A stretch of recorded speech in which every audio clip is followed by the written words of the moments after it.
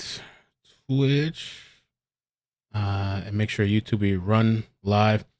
Hey everybody, what's up? Welcome. Sorry for, bro. I didn't realize there was 1,600 people. Thank you so much for coming by. Appreciate you guys. There's a lot to talk about, a lot to get into, a lot of things going on with this story. And the press conference is going to be in an hour, but there's so many things to go through. I was only going to start 30 minutes early, but with everything that was going on, and I seen you guys in the chat, I was like, you know what? Let's do it an hour early because there's just so much to cover. So let me make sure we're good here. Connections up. Just take Facebook real quick. And I wonder what they're going to announce, if anything, or they're just going to recap. There's got to be something. And I got some clarification too with all the jacks in the story because it's important to kind of clarify some of those things if we can. And I like to do that when we're covering stories. They're saying slow the chat a bit. Okay, do that real quick. And did you guys get notifications? I want to make sure you got notifications. Welcome, man. Welcome. Hope you guys are doing great. And let's get started. I mean, because there's so much. I think I can squeeze this stuff before the press conference, but if not, we'll watch the press conference, and then I'll continue with what I left off. Let me fix this. I didn't fix this from when I was editing videos. Okay. So, okay. We got a lot. Tenemos mucho que hacer de hablar. And one of the things that you got notifications, great. One of the things that was like kind of confusing was with this whole Jack situation. And so let me show you the screenshot first. Okay, because there's multiple Jacks. All right, well, let me read this first. Let's read this first here. Police eliminate multiple suspects in Idaho quadruple murder. Idaho police have ruled out an ex-boyfriend, a mysterious man captured on a food truck's web camera, and 2 college roommates as suspect in shocking November 13 murder. So this is really important. Initial efforts focused on investigating a man captured in surveillance footage as Mogen and Goncalves stopped in the early morning at a food truck shortly before returning to the shared home where the 3 women who lived together and Chapin, who was dating Kernodle, were killed. Police also questioned the woman's two roommates who were home when the slayings took place, as well as what officials described as an ex-boyfriend.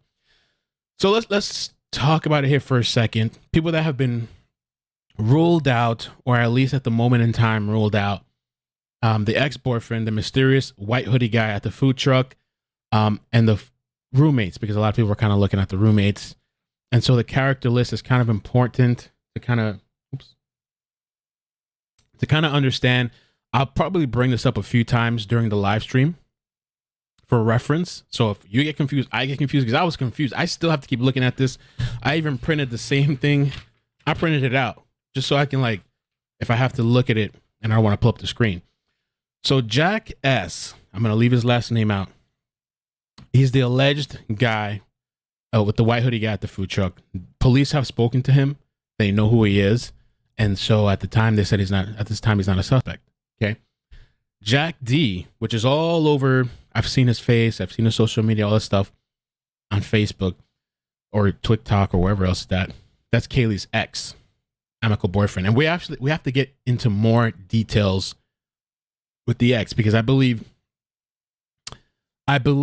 this is the only person that police, to my knowledge, haven't said, all right, we don't have to, he's fine, like whatever. But we're going to get into the more information about this guy, Jack D. And then Jack S. is Maddie's, I guess, ex-boyfriend. And police have spoken to him. Police have spoken to Jack S. So there's 2 Jack S's, and then there's also a Jack K. So there's 3 Jacks. Okay?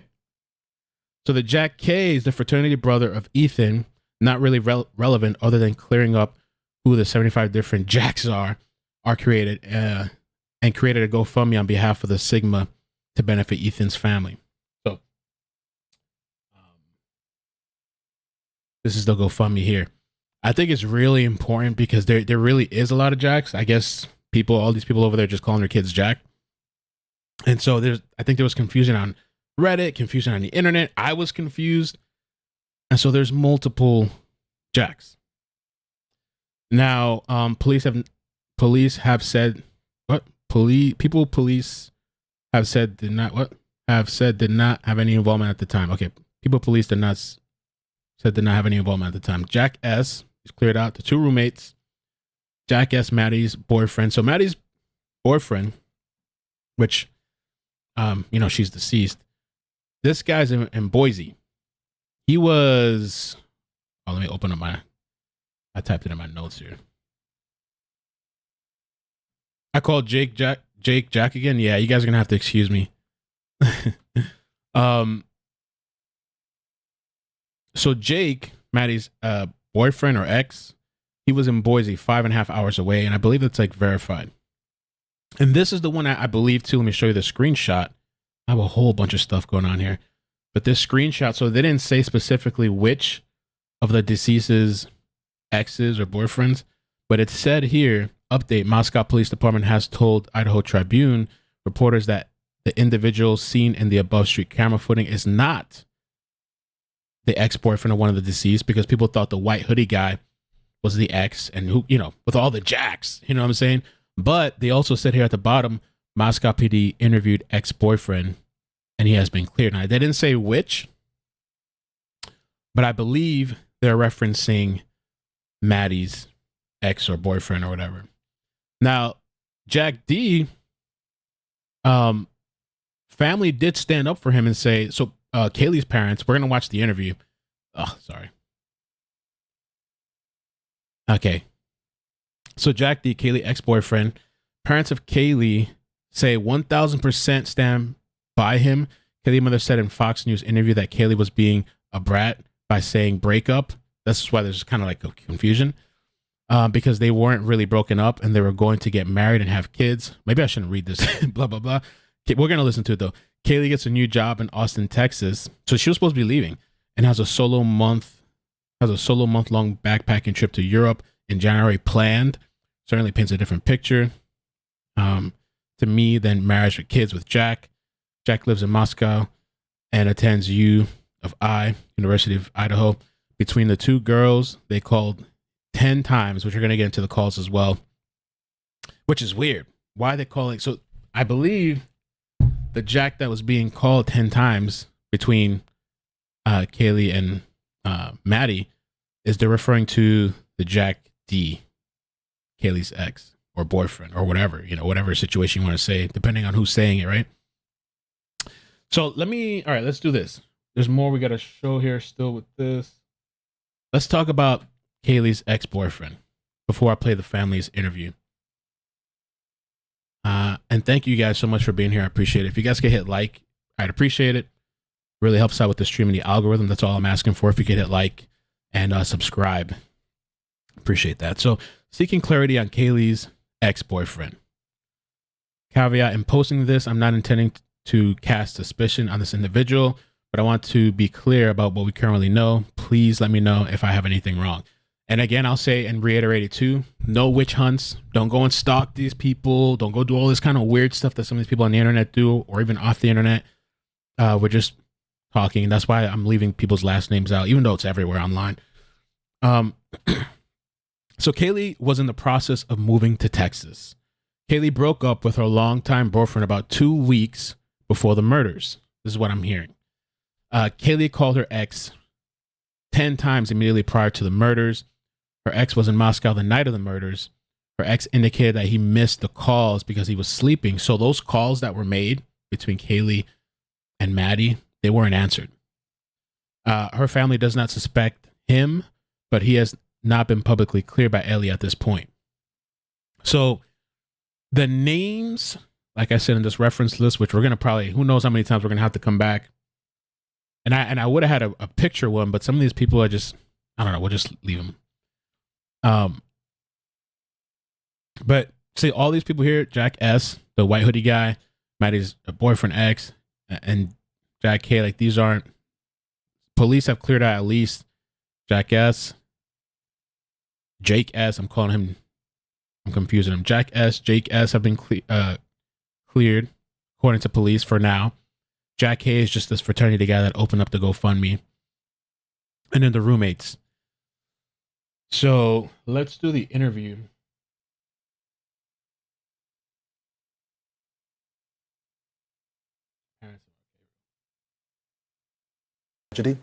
Christy and Steve Goncalves, thank you so much for joining us, and we're so sorry for your loss. Christy and Steve, can you tell me about your daughter tonight? Our daughter was super driven. She was a 3-time Dean's List member. Her grades were amazing. She competed with everybody. She loved competing. She was just a highly driven person who had many goals in life. So this is Kaylee's parents, guys. And this is so like I said, so the family is saying that they're saying that she didn't break up with this guy. She said that that they did, and supposedly that she was being a brat about it, but they're saying they really didn't break up. And so they're saying they stand by him 1,000%. Goals in life. She had an internship that she was offered a full-time position, and we've worked with them, and they've been great with us this whole time. But yeah, she was driven, and she was going to go somewhere in life. And the private driver was cleared too. I mean, they spoke to him. A great member of society, and that's what we wanted. Oh, is it? Yeah. Y'all have to be so proud of her, and she was taken away from us far too soon. Can you tell us what the authorities have been telling you? We want to do anything that we can to help you to get justice for your daughter and the rest of the victims. What are they telling you? They're telling us that there's so much evidence that it's going to take a lot of time to process it all. This wasn't like a pinpoint crime. This person was sloppy. He did whatever. When I say he, obviously you can't say that. That's just me. But he made a mess, and there's a mess there, and they're going to have to go through that point by point, and that's going to take a lot of time. That's why they reached out to other facilities to help them with that lab work. They do have a mobile unit. So they're saying the place is such a mess. I guess they're going to have to go through all kinds of DNA. Plus, it was a party house. They had to reach out to other agencies for help. On site, that they said that they were able to really expedite things with this mobile unit. Hopefully, they're reaching out to other DNA processing type companies, such as like 23andMe, to get involved. They have not confirmed that they have DNA from this person. They just said that they have a ton of evidence. And evidently today, with the new task force, the new FBI task force on site, and the FBI, of course, and Idaho State Police, they said that they were able to pull a ton of evidence from the house today. Yeah. And they're processing that. So it just takes time. Yeah, we've only heard positive stories about your daughter and the other victims out there. We couldn't find anybody to say anything about them. It's only been that they were givers. They loved everyone on campus. You see the videos on social media of them being so happy. Did y'all have any clue? I mean, there haven't been a murder in you guys' town since 2015. Did y'all have any clue that they may be unsafe on the campus? Was there any indication? Absolutely not. And if they were, we would have told Kaylee to come home immediately. And same with Maddie. And a lot of people were talking about this, which we're going to get into in a little bit, that the bar stools down here on the floor, and that maybe the killer had done that. But then I saw pictures online on Twitter where people were pointing out that those chairs were actually up. Like when police were going in there, they were up. And so maybe the police put it down, or I don't know if it fell over, but I don't think it has really anything to do with the crime. The other observation that I've heard people talking about online, which we're going to get into later, is this whole back area here, that there's no blood and stuff like that.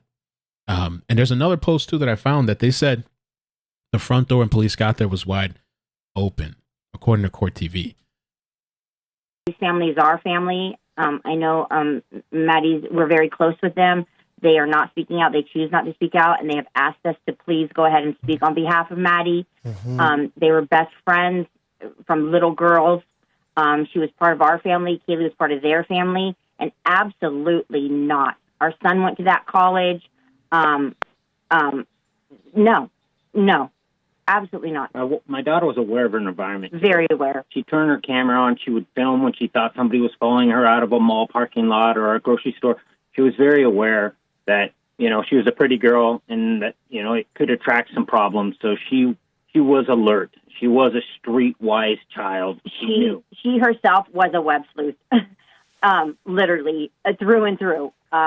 Listen to, which is just so ironic and just so surreal in all of it. Just very, sad for families when she'd hear about this type of stuff happening. Like, Mom, did you hear about that? Or Mom, did you hear about that? Keep track of it. And she was very well of her surroundings, very well. I mean, she would think somebody was following her, and she would call me and say, Mom, I think there's somebody following me. And I'm like, well, Kaylee, call the police, and then she'd say, oh, never mind. They just turned into 7-Eleven. She was aware, and very aware. And she locked her doors at night, and she locked her car. Kaylee was home, had just been home, so we are so thankful that she had just been home for a week and a half. She just bought a brand new vehicle for herself, her first vehicle. She had planned a trip. She was planning on. And there's some Twitter video footage too of vehicles being looked into, and there's a description I have somewhere too where we'll get into it. They talk about who owns what vehicle. On backpacking across Europe for the month of January, starting her new job in February with this internship that she had done, wound up offering her a full-time, very well-paid position that she was very excited to take, and she was with us for the last week and a half. She went home Friday to literally go show off her new vehicle. She was like, Maddie has to see my new ride. Like, she has to see this. And she was talking to Maddie the whole time, going back and forth between the car she was buying, and said, I'm not going to tell you. You're just going to see me pull up and wait till you see what I pull up in. Wow. And that was Friday. And we spoke to Kaylee on Saturday, and she sent me pictures, a lot of the pictures that are online. And they were both of our girls. And when was the last time y'all spoke? When was the last time? What was that conversation like? Was it just like you described? Kaylee called me on Saturday. My birthday was earlier in the week, and I didn't get anything for my birthday. Boo-hoo. We were, she was like, it was not a big deal. But Kaylee called me on Saturday and said, Mom, I'll be home on Tuesday, and I'm going to take you out to breakfast, lunch, and dinner, and it's all on me, and we'll celebrate your birthday.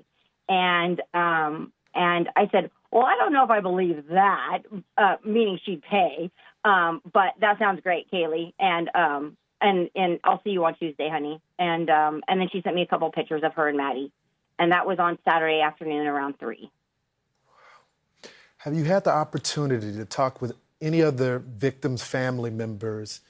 I know you all are grieving together. Only Maddie's. And it was just over at our house. We just had Maddie's mother and father here. They were here for a couple, and it was very emotional for us today. That was the first time that we had gotten together. Just sad beyond belief, just beyond anybody's worst night. Absolutely. I mean, I'm sure you could only fathom, yes, but ma'am. it's heartbreaking. Maddie was an only child, but like I said, she was our child as well. Yes, and even Kaylee, how many siblings she had, she would always say 6. She said 5 sisters and a brother, or 4 sisters and a brother. And that was always Maddie. Yep. Maddie was in our oldest daughter's wedding. She said all of my sisters are my bridesmaids, and Maddie was one of those bridesmaids. And it was all of Olivia's sisters, including Maddie. She every time we traveled out of the country or went on vacations, Maddie went with us. So this is both of our girls, and we will never stop looking for who killed them. We want to do everything that we can do in our power to get justice for your daughter. We keep hearing this name, Jack, and phone calls going back and forth. Can you tell us anything about that? We love Jack. Absolutely love Jack. We stand behind Jack 1,000%. Jack was Kaylee's boyfriend for many years. They just recently broke up. There was no animosity at all. It was a breakup on Kaylee's point. It was not, they still talked every single day. Kaylee just thought that she needed a little break. They were on the mends of getting back together. Kaylee talked to Jack the whole time she was here for that week and a half. One of her last messages, she reached out to Jack and said, Jack, get back to me. And he didn't. She goes, we share a dog together, which they did. She's like, you need to reach out to me. So please. So that's, I'm just going to reiterate what they said. They share a dog together. A lot of people were talking about the dog and stuff. And so apparently they share a dog together. And so again, going off of this list, okay, I'm going to read it slowly just so, you know. So Jack S was the white hoodie guy. Police have spoken to him. Clear. Jack D is the only one that police, which we're talking about now, hasn't specifically said, you know, that they don't believe any involvement, cleared or whatever. Jake, not Jack, Jake S, which is Maddie's ex or whatever. Police have said he's cleared. I showed you the post, and I also saw a video too where they said that. And Jack K, which is just another K, another Jack. All he did was just do this GoFundMe thing, and that's it. So Jack D is the person that the two girls were making phone calls to. That's the Jack that's being referenced in this video. Okay. So 1, 2, 3, one, two, three Jacks, one Jake. Jesus. But the main focus right now that we're talking about is Jack D. Okay. So, and the family's saying they stand behind him 1,000%. Okay. He's come over. She was wanting Jack to come over. Jack is not. They're wasting their time with Jack, and Jack is just as distraught as we are. Jack is our family. Jack is 100%, 2,000% our family, and Jack is with us, and we stand behind him 100%. We're supporting him, and we know in our hearts and our minds and our souls, in the depths of our souls, Jack is hurting, and Kaylee and Jack would have eventually been married. They would have eventually been married, and they would have eventually had children together. So to say ex-boyfriend, it was Kaylee just being a brat, being like, I just need a break. But Jack was in her heart, and they were close to getting back together, and that was just Kaylee being Kaylee. So absolutely, Jack is no. We don't think he's a suspect at all. Wow. Ma'am. And they were close to getting back together. And that was just Kaylee being Kaylee. So, absolutely, Jack is, no. We don't think he's a suspect. At all. Wow. Ma'am, can you tell me And I think he said they don't think he's a suspect. I think that's what I heard. What the mood is like in the town? You guys have been so brave to come on the program tonight and talk about your daughter, talk about the other victims, talk about the investigation.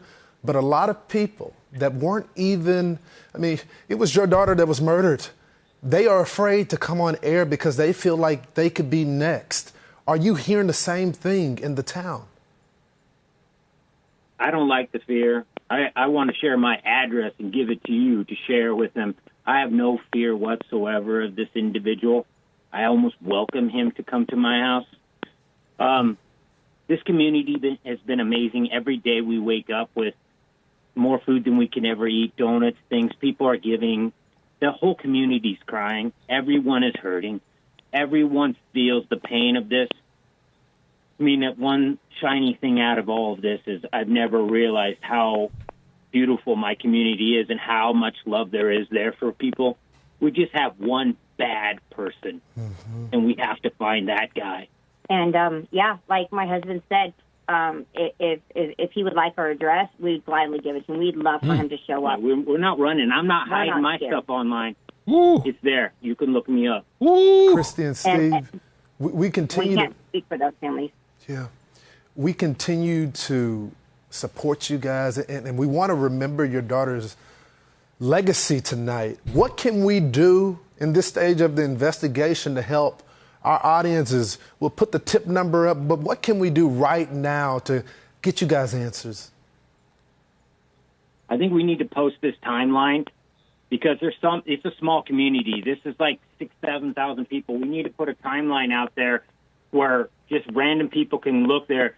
People don't know, but their Teslas are filming 24/7, 7 days a week. So there could be somebody who doesn't realize that they have evidence. They're ring cams. They're it said the Teslas? What do the Teslas got? They got cameras on them and stuff? The phones. They were out. And 7,000 people. I think we need to post this timeline because it's a small community. This is like 6,000, 7,000 people. We need to put a timeline out there where just random people can look there. I mean, people don't know, but their Teslas are filming 24/7, 7 days a week. So there could be somebody who doesn't realize that they have evidence. Their ring cams, their phones, they were out and they were recording, and you know what? They look and, oh, what's that shady person? Look at that guy that just ran across the camera in the back. It's always those little things. Did you get gas during the time that this activity was going on? Gas stations. Did somebody go in and buy Band-Aids? I mean, obviously they're checking hospitals for somebody going in and, we're assuming this person was wounded. We're assuming this person got hurt in this struggle and this altercation that took place that night. They possibly needed stitches or were, going to Walgreens at 3 a.m. getting Band-Aids. I mean, anything. So post that. We'll get you that timeline. You post it on your site. They should have the timeline. And that should help. We have that timeline. We will post it up. If anyone that is, and it's right there on the screen, if you see something, if you anything minor, call the tip line. If you were there in that area, any little piece of evidence can help the authorities. I want to give y'all one last moment to tell our audience anything else. My last thing is, if you have a daughter or even a son in that area, turn on a tracker app, share that information with your family. Don't walk around that town without everyone knowing who you are.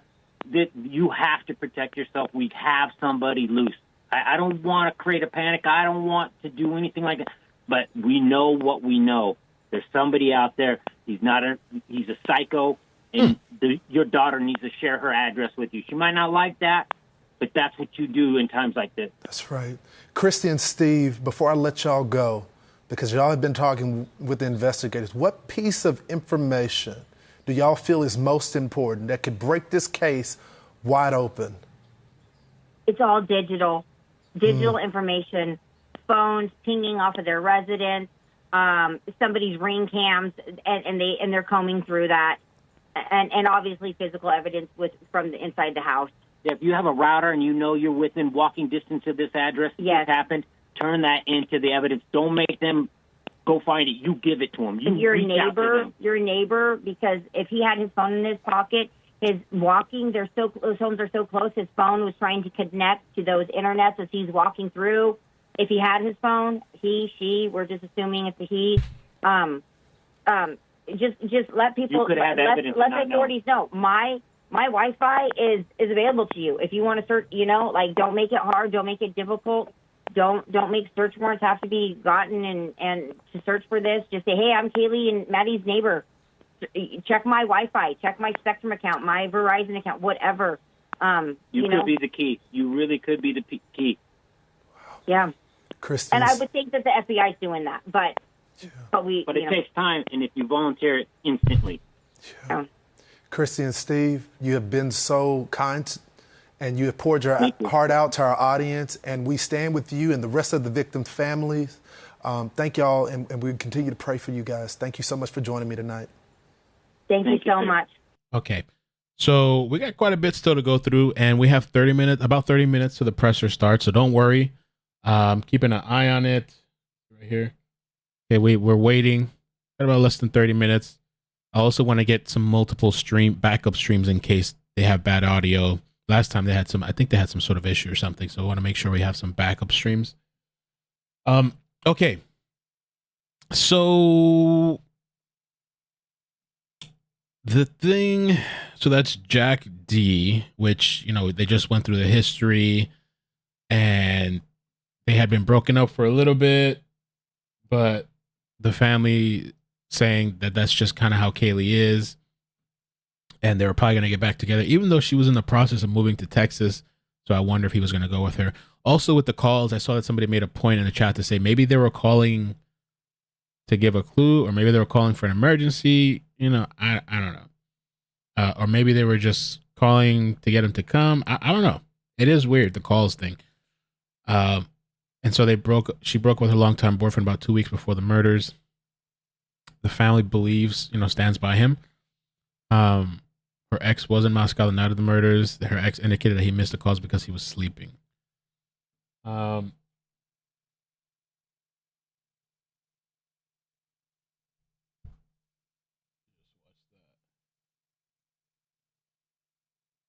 I kind of want to jump around a little bit. I had something kind of organized, but I figured let me just kind of jump a little bit.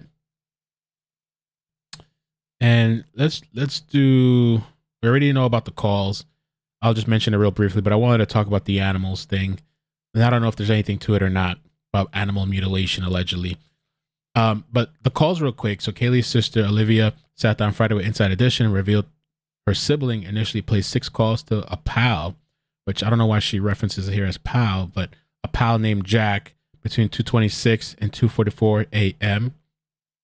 Then Maddie, phoned Jack 3 times before Kaylee gave it one more shot.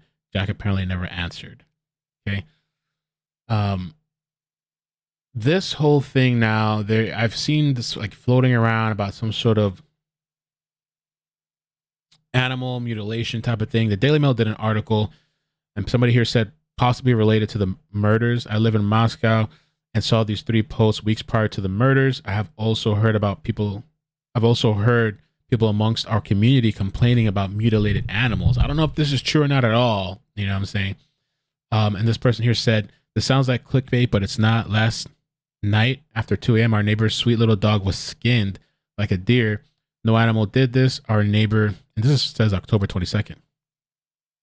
No animal did this. Our dog is bigger and was so anxious about the same time that he tore his bed into 1,000 pieces. Also, our cat has been missing for the last couple of weeks. Not sure if it's tied to Halloween. I don't really care. I'll be chambering all my fires, and I would suggest everyone else in North Moscow do the same. And the other thing too, so I was trying to get some clarification on this. Okay. Before we jump right into this, I feel like we need to, this kind of ties in a little bit. So people were online, were looking up the Jack S guy. This is the white hoodie guy, dubbed the white hoodie guy from the food truck. And people, I guess, are going into his social media. And I had seen that, like, I guess he does hunting or he does whatever. And there was some pictures of him, and I guess with an animal that he had gutted. I don't know. What I was told is that type of thing is normal for hunters to do, like skinning and gutting or whatever it is. I think it was called dressing or something, the animal.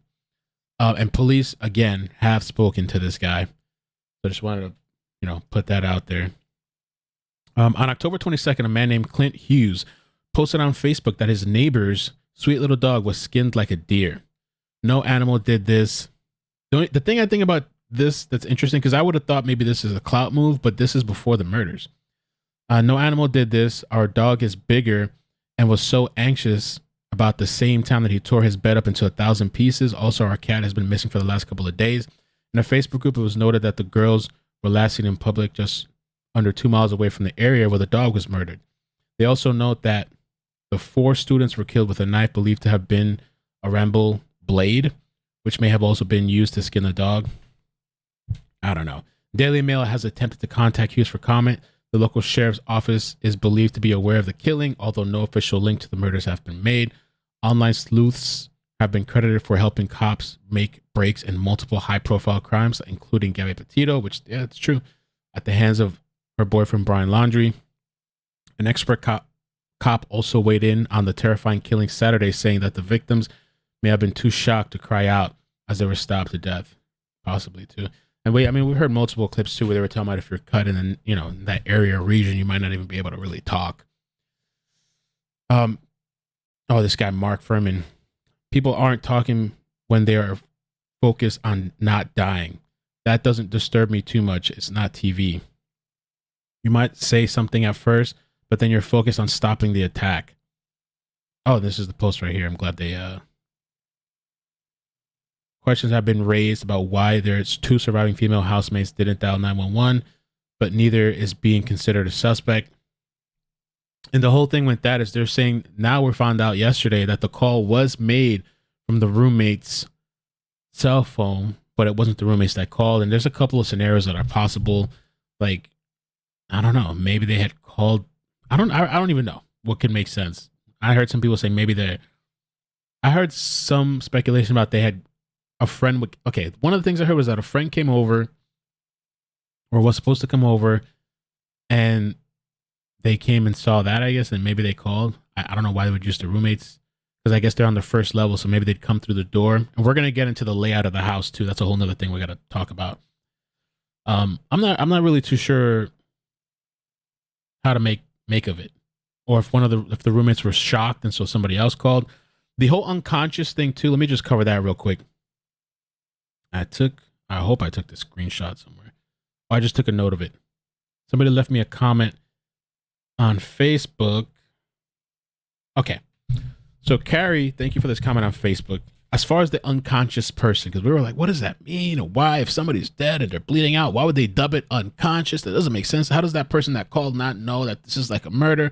And so Carrie had commented and said, it was, I think, Police Off the Cuff, which I think that's a YouTube channel. They discussed the unconscious person and that it goes out like that because dispatch will ask if the person is breathing, and the caller likely said they are unconscious. So they aren't concerned by how LE described the 911 call. So that might be really nothing. It just might be that's how they put it out via dispatch. I thought that was kind of an interesting point to bring up. So this is the original post. Clint Hughes, October 22nd. I mean, it is interesting. You know, I don't know if it's related or not, and only 2 miles away. I don't know what you guys think in the chat. The dog, so the pet is alive. Their personal pet. I think it was I forgot whose dog it was. I don't know if it was Maddie's or Kaylee's. It would be, okay, so it would be, just like my little character reference here. It would be Kaylee's dog, I believe. Actually, I'm not sure. I don't remember. Local sleuths on Facebook are attempting to connect the killings to the story of a man who found his neighbor's dog skinned alive just 2 miles away from where they were last seen. All right, so that was kind of interesting. It was Kaylee's. Okay, thank you. Kossi, thank you for the super chat. Says, if it was her ex, you would think he would have cuts on his hands. Thanks for the updates, Mel. Appreciate it. Please hit like and subscribe. Thanks, y'all. Thank you, Kossi, and I appreciate all your help. All right, so let's move on to the next thing.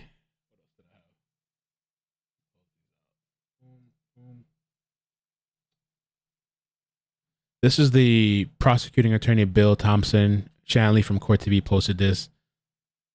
Any new details? Nothing that I can share. How was the crime scene? I can't talk about it. Are you expediting the forensic testing of the items that have been seized? We're trying to expedite everything that might possibly lead to a suspect. It is always tragic to lose lives, particularly young lives like this. It's terribly tragic. Thanks, guys. Thank you. Thank you. Can we talk about the magnitude and resources going into the investigation? The resources are significant, and we're very grateful. We're very grateful for all the help that we get. What would you want to tell the family? Oh, shoot. Okay. Sorry. We're very grateful for all the help that we get. What would you want to tell the families right now of the 4 victims? We're so deeply sorry for their loss. Anytime there's a loss of life like this, particularly young people like this, it's horrible. And it's going to affect the community. It's going to affect the officers. It's going to affect people in my office. We'll do the best we can. That's what we're going to do. What do you want to tell the community members who maybe are a little scared right now that there's a killer or killers on the loose? I wish we had more answers, and they're still asking questions.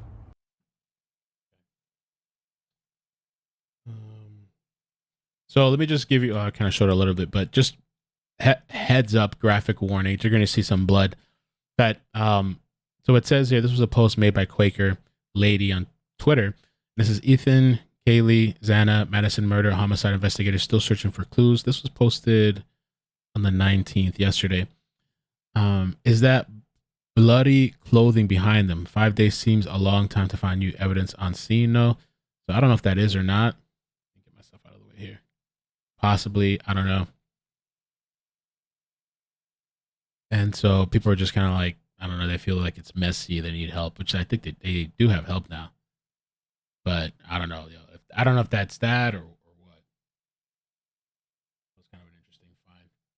Another thing here, so this is Legacy on Twitter, another good person to follow. And so she had noticed here, I don't know if this is a window or the sliding door. I think this is a window. I don't know. But she says here it's very clear.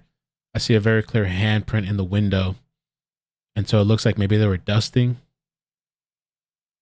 It could be anybody's, true. Yeah, it could be anybody's handprint. They have to take everything, though. It looks dusted. I see it. So the handprint's right here.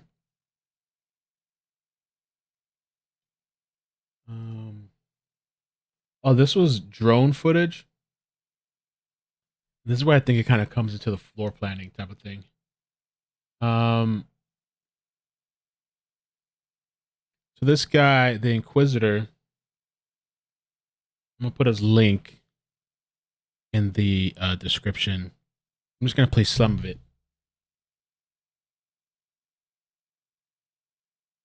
Use the music just in case. But yeah, he was this person, and this was how many hours ago? This was 16 hours ago. So yesterday, sometime, post this footage. You can see them kind of working out. Ends up zooming in a bit. I'm gonna put his link in the description if you want to go check him out. If you guys too, again, if you wouldn't mind hitting like, I really appreciate it. It helps out the stream and the algorithm. If you wouldn't mind subscribing as well, I appreciate that. So make sure you turn on notifications. You can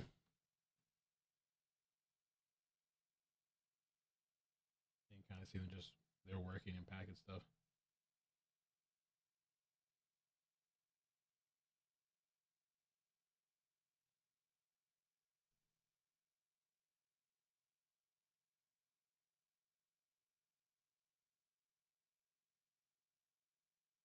Backyard. Well, that's the front actually. And this is gonna, yeah, this is the front of the house right here. This is where the keypad thing goes. It's gonna bring it around. Just kind of wanted to show you the side too.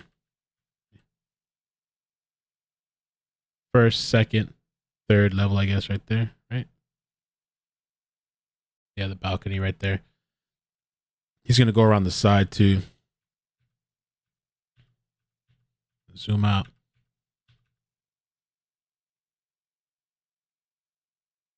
So we start to go around the side. And so this is how they were talking about that there. So the surviving people were on the first level. This is the first level here. Which, I mean, if it's still kind of like, I don't know if it's been clear. Did this guy go in through the front? Or did he go in through the sliding door? Which to me would make more sense, the sliding door. Though a lot of people had access to this code for the front door. And also, I thought that a lot of the times, I thought I read in an article, I'll see if I can find it, that code thing wasn't even activated a lot of the times. People had the code, and a lot of people went in and out of there all the time. But it would be kind of crazy if the killer actually went in here past the people that were left alive. I mean, I could see him maybe going in through the side and doing what he did. 12 minutes, guys, 10 minutes. This is the sliding glass. And then a thing to note, which a lot of people have talked about, we don't see any blood back here. So, but how you could say there's no blood in the front either. So I don't know what the situation is with the blood. And there's another thing I got to talk to you guys too about the whole blood foundation thing. I saw a guy make a post. Somebody tagged me on Twitter, and they said that actually wasn't blood coming down the foundation. Really struggling there a little bit.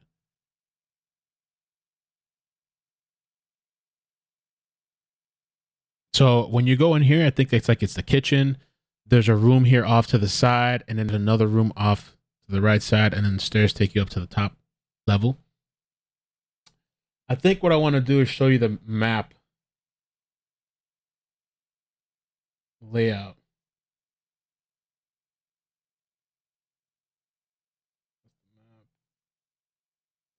Okay, this is the post too. As per, and I had a video for this. Somebody clipped it, but I can't find it now. As per LE, first floor door wide open on arrival. Chanel Court TV confirmed this last evening in Spaces. Somebody had a link to the audio, but I don't think it's there anymore. There we go. Was it someone else? And they aren't saying what Was it a roommate? Was it someone else? And they aren't saying who called 911. For some reason, the front door was found, or when the police responded here, the front door was wide open. So And I feel like I've heard multiple different stories on that, whether it was the front door, the sliding door. I don't know. not sure how that would have happened, if that was by the perpetrator or maybe one of the roommates had left the home to meet the police out. That door could be anything. That door could have been whoever called 911 came in through the front door, went out through the front door, or anything. So, it's hard to say. I want to do the floor plan thing right now. Let me go into my screenshots. Okay. So first, let's real quick get into the foundation. I have 9 minutes before the presser, so we don't have too much time. I don't know if I can do the floor planning in 9 minutes, but analysis of a crime with CD posted this and said that this isn't blood like the media is saying at the Idaho Murders University of Idaho Murders. That is home heating oil that leaked from the pipe. Home heating oil is dyed red. Don't always believe the media what the media attempts to portray. Blood would not have been oozing out of the home's foundation. So I don't know. Maybe that's oil. What do you guys think in the chat? But that was interesting, I thought. Also, so the levels, let's see if we have time to do this. First floor. So, okay, if we don't have time, we'll just skip to the presser. When it starts, we'll skip to it. But it says here, red numbers and arrows correspond to the images from the Zillow listing. So the images, you can literally go to the Zillow listing, and this has the direction of where the pictures were taken. And so this is the first floor, and the way you'd be looking at it. So if you go back here, you'd be looking at it like this. That's the front of the house. First floor. There's the door right here. So that would be the door right there. And there's a bedroom right here. And there's a bedroom here on the left. And then there's a laundry, utility, and the staircase is like right here in the front. So this is the first floor where their surviving people would have been. And I do have a note about who was where. Hopefully. Okay.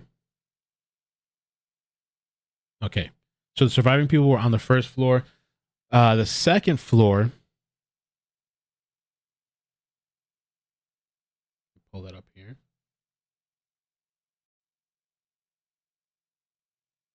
And I really would like to give credit to the person that posted this. It's on Facebook. I'm going to do it after, so I'm going to link them.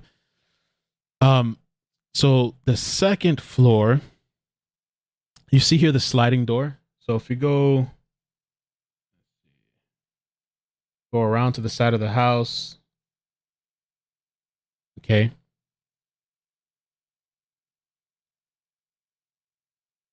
If we were still facing the front of the house, this is where you see the sliding door, because the map is from the front to the back. So this is the sliding door. When you go in, there's a kitchen. We could look later if you really want to the Zillow listing, but you can see the kitchen and a lot of stuff. And so there's the left side of the house. Maybe I should take it back to the front.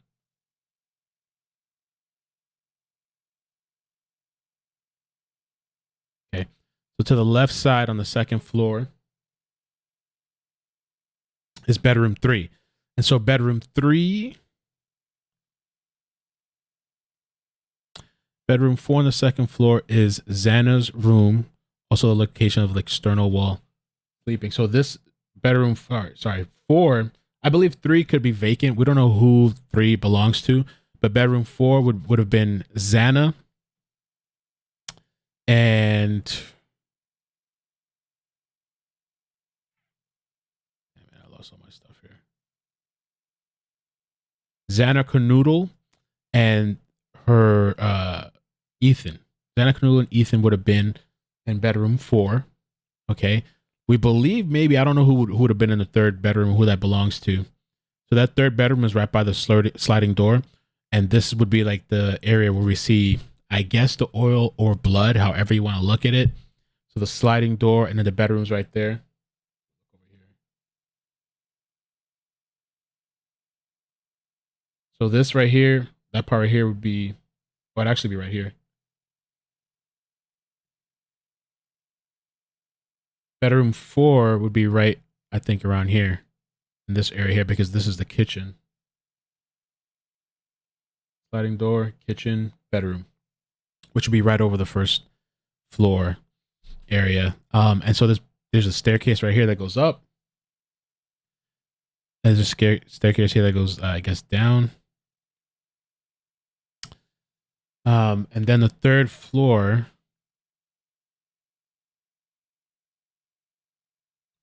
Still got it 4 minutes. Third floor, the layout over here would have been bedrooms 5 and 6 belong to M and K, which would be Madison and Kaylee. So they're like besties. So they would have been the top floors. This is their room. And so that's how you see when we covered in the other streams, you can see like the window and she's upstairs and like the TikTok stuff and all that. So hopefully that makes a little bit of sense. And so I just think it's the easiest way to get access to these people that were killed would have been the side, because you can completely avoid the surviving people, unless you just walked in through the front and the surviving people were sleeping with their doors locked, and you can still go and access these other areas as well, you know. Let's see what else I got. There was this was posted by Christine. I don't know if she actually did this, but Christine did this on Facebook. She did a really good job with this layout, I think. This is kind of cute too. I know this is like a horrible situation, but she did a really good job. This is what she did. First floor, bedroom 1A, bedroom 2A, stairs, rear, front, door, you walk in, safe girls. So the first level is where the surviving people are at. Second floor, victims found. So this is the sliding glass door that I was showing you guys. The kitchen is right there when you walk in. This bedroom is right over like the first area. This is right where we saw the foundation leaking at the bottom, which, you know, somebody's claiming it's oil, somebody else is claiming it's blood. You got two sets of stairs, and there's the other bedroom. And then we got here over to the third floor, victims found. And this is Kaylee and Madison, I believe. And this is where they have like this balcony. It says deck, no access. I wonder why they don't have access. Or access from the outside, maybe. So yeah, that's kind of like a really nice breakdown of the house. It's really nice.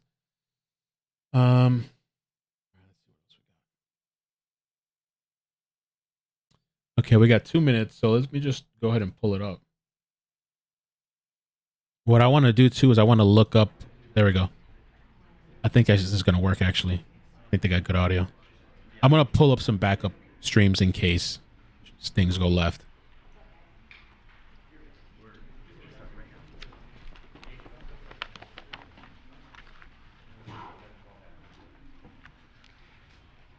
Good afternoon and welcome. You guys can hear me? it good? My name is Chief James Fry with the Moscow Police Department. The last spelling of my name is F-R-Y. Good. I'd like to introduce Moscow Police Captain Roger Lanier, Colonel Kedrick Wells of the Idaho State Police, University of Idaho President Scott Green, Dean of Students for the University of Idaho, Blaine Eccles, and Latah County Prosecutor Bill Thompson. This incident has shaken our community, has continued to shake our community, and we continue to mourn for the victims. We will continue to vigorously pursue the investigation and pursue justice in this case. It is a complex and terrible crime, and it will take some time to resolve. Today, we want to clarify what we know and where we're at in this investigation. Our primary goal is public safety and to get a completion of this case and bring someone to justice. We continue to dedicate all the resources to this investigation. We've had 646 tips received, and all will be processed, vetted, investigated, and cleared. We've done over 90 interviews in this case so far, and the Moscow Police Department is utilizing the assistance from the Idaho State Police, the Federal Bureau of Investigation, and Latah County Sheriff's Office. The personnel that has been assigned to this from the Moscow Police Department is 4 detectives, 24 officers, and 5 support staff. Federal Bureau of Investigators, we have 22 investigators in Moscow, 20 additional are assigned and located in the Treasure Valley, Salt Lake City, Utah, and West Virginia. We have 2 behavior analysis individuals from the Federal Bureau of Investigation. For the Idaho State Police, we have 20 investigators, a public information officer, ISP forensic services, and a crime scene team. We have 15 uniformed troopers to assist our community to help provide the additional resources for our patrols. Detectives are looking to develop any content that would help us in this event. Anyone who has observed any notable behavior or has any video surveillance or can provide relevant information about these murders, please call our tip line at 208-883-7180. Or you can email the tip line and that is tipline@ci.moscow.id.us. At this time, I would like to introduce Captain Lanier to give you some additional information.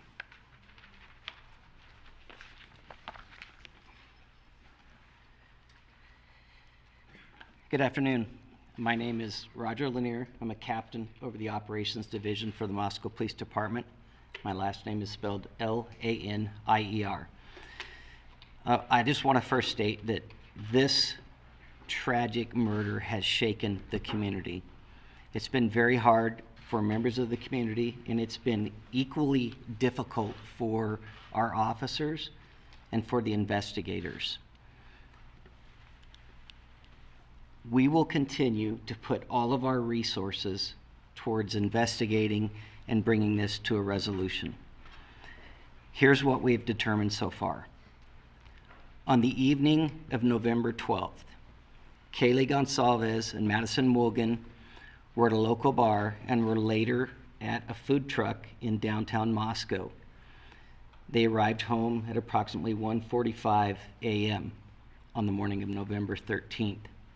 Ethan Chapin and Xana Kernodle were at the Sigma Chi house before also arriving home at approximately 1:45 a.m. 2 surviving roommates were also out in the community, and they returned home at approximately 1 a.m. and did not wake up until later that morning. On the morning of November 13th, at 11:58 a.m., a 911 call was placed to the Whitcomb Dispatch Center reporting an unconscious person. The call originated from inside the residence and was made from the phone of one of the surviving roommates. Moscow Police Department officers responded and located 4 victims, 2 on the 2nd floor and 2 on the 3rd floor. The Latah County coroners conducted autopsies, and detectives have been provided with the results of those autopsies. We know that the autopsies confirmed the identity of the 4 victims, determined the cause and manner of death as a homicide by stabbing, and determined that it was likely all 4 victims were asleep during the attack. Some of the victims had defensive wounds, and each victim was stabbed multiple times. There was no sign of sexual assault. Investigators have determined 2 areas of interest within the city and have provided maps which are on our Facebook page and on our website. And these are areas that they have canvassed for additional surveillance video and tips and have contacted several residents in the areas. The areas are generally south of Taylor Avenue to Palouse River Drive and west of Highway 95. Detectives have also canvassed several other neighborhoods looking for evidence, looking for additional surveillance video, and contacting residents and speaking to them to see if they may have heard or seen something. I want to address several areas of speculation, conjecture, and misinformation that has circulated on social media platforms and otherwise. We do not believe the following individuals are involved in this crime: the 2 surviving roommates, a male seen at the grub truck food vendor downtown, specifically wearing a white hoodie, a private party who provided rides home to Kaylee and Madison in the early morning hour of November 13th. Additionally, the identity of the 911 caller and the 911 call have not been released, so any information out there is speculation about that. Investigators are aware that multiple phone calls from Madison and Kaylee's phone were made to a male subject. Any online reports stating that the victims had been tied and gagged are not accurate. Detectives seized the contents of 3 dumpsters on King Road and searched those dumpsters in an effort to find additional evidence, but nothing of note was discovered. Early in the investigation, local businesses were canvassed in an effort to see if any fixed blade type knives may have recently been purchased. And currently, there are no suspects in custody, and we have not located a weapon. I want to assure you that every investigator involved will continue to put all of their resources and all of our partner agencies' resources into continuing this investigation. We do appreciate the community's support. We understand how stressful it is, and we will continue to work through this situation. At this time, I would like to turn the mic over to Colonel Wills from the Idaho State Police. It's interesting they still haven't mentioned the ex or the Thank boyfriend. you, Captain. My name is Kedrick Wills, KEDRICKWILLS, and I serve as the Director of the Idaho State Police, and I appreciate your attendance this afternoon as we talk about this horrific, horrific crime. The murders of Ethan, Xana, Madison, and Kaylee are a tragic loss to all of us. Nothing we can do will bring back these young lives. But we have an absolute commitment to working together to solve these senseless murders. And the way that we know how to do that is partnerships. And our partnership with the Moscow Police Department, with the Idaho State Police, the Federal Bureau of Investigation, and the University of Idaho to bring this issue to a conclusion and bring this to justice is absolute. We continue with Idaho State Police resources here on the ground in Moscow and throughout Idaho. Whatever the needs are, that's what we want to do. And the chief spoke about the Idaho State Police resources that are here, and he spoke about patrol resources. And we have those uniformed troopers here in Moscow and on the campus of the University of Idaho to help people to feel safe and to provide that security to the people that are here, both in the student body as well as in the community at large. And we will continue to do that as long as is necessary throughout this time. In addition, that's in addition to our forensics team that was here, in addition to our investigative team and all the other state police resources. We know that people want answers. We want answers too. As was already mentioned, this is really, really difficult for those investigators, those dedicated professionals who are investigating this crime. And a lot of people have expressed their desire to help, and the best thing that most of people can do to help is to stop with any kind of rumors and just seek official information that comes out of the Moscow Police Department. Anything that we have that we can share from a law enforcement perspective, we will be sharing just as soon as we can, because that's how we think that we can get this to conclusion.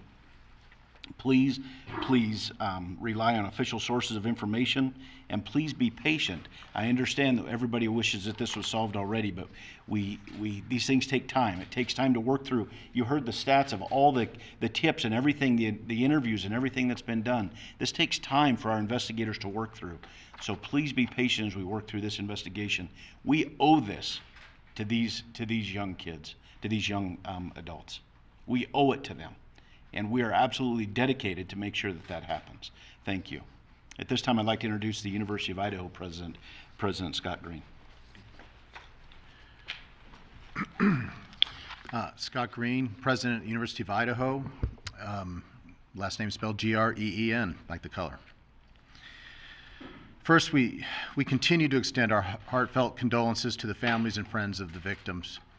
As stated earlier, we want justice and appreciate the increased resources from the Idaho State Police and FBI that have been brought to bear on this crime.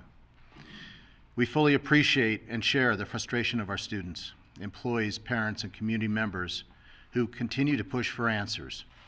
While we wait for answers in the investigation, we've ramped up our security safety practices and are listening to students and supporting them in any way possible.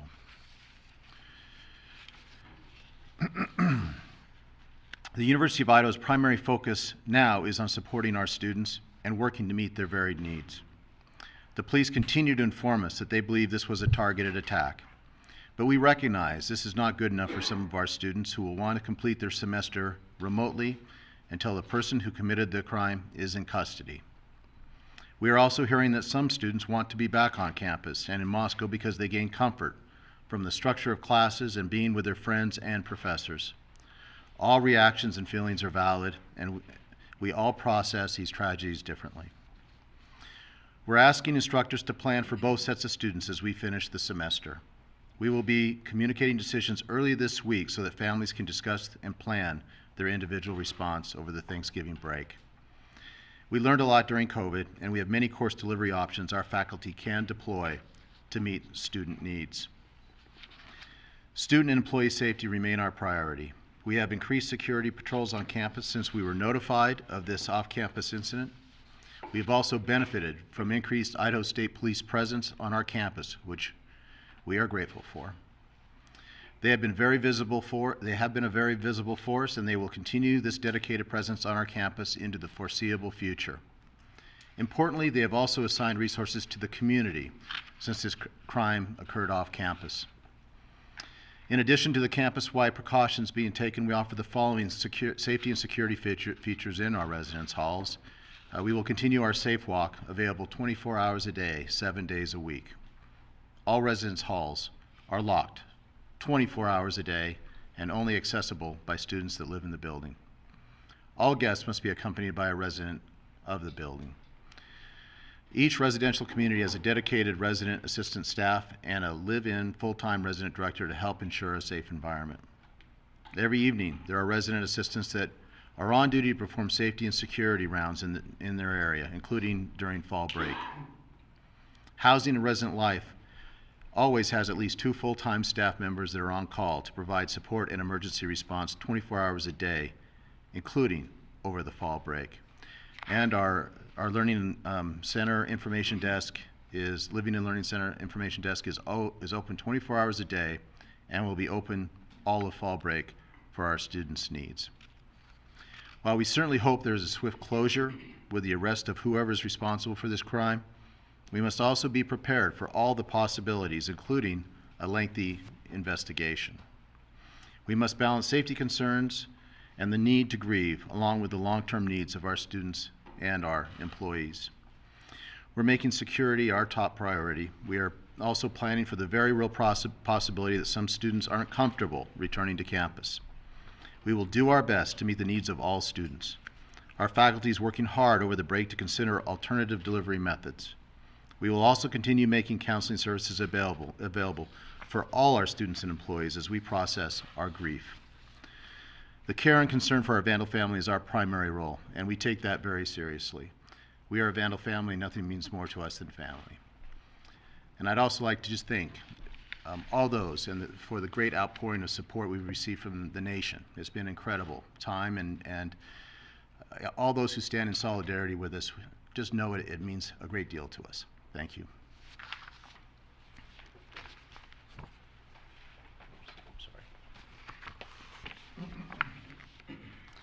So we're going to open it up at this time to about 8 to 10 questions. We ask that only one question is asked per person, please. And I would also like to just see if there's an Argonaut reporter here. I think it's only fair to give our student reporter the first shot. Speak up if you're in the room, if you're from the Argonaut. Are you from the Argonaut? Are you from the University of Idaho Argonaut? Is anybody from the University of Idaho Argonaut? Okay. Okay. Thank you. Good afternoon. I'm Ted Williams, Fox News. You all have said that these killings are targeted. Can you share with us why you believe they are targeted killings? And do you know who, if any, of the victims were the actual targets of the killings? As we stated earlier in the previous press release, our press conference, we believe they're targeted because we take a totality of all the circumstances that we're looking at. Do we know any one person that it was targeted? We're not able to say at this point in time due to our investigation, but we still believe that. But we, like I said, we take a totality of everything that we're looking at. Chief Glenn Mosley, Idaho Public Radio here in Moscow. On the resources, do you have the resources that you need? We do have the resources. It is an incredible outpouring of what we receive from the Idaho State Police and from the Federal Bureau of Investigations and Latah County. Anything we ask for is given.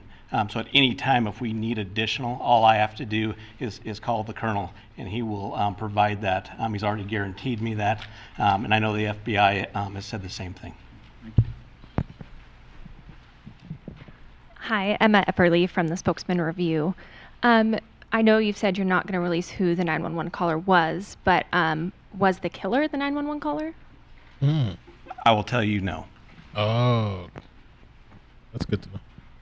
Can you clarify, you said it was made from the roommate's phone, but you didn't say the roommate made the call. So did the roommate make the call on the roommate's phone, or can you clarify if it was another individual who made the call? Actually, if we could just go to this one first. And Well, it's a follow-up. That's why I wanted to. so what I'll say to that is it was made from the roommate's call, or phone, excuse me, and we're not going to divulge who made that call. It's part of our investigation still, and when we get ready to release that, we will. Hi, Christina Corbin with Fox News. The male subject whom the women called, has he been ruled out as a suspect or person of interest?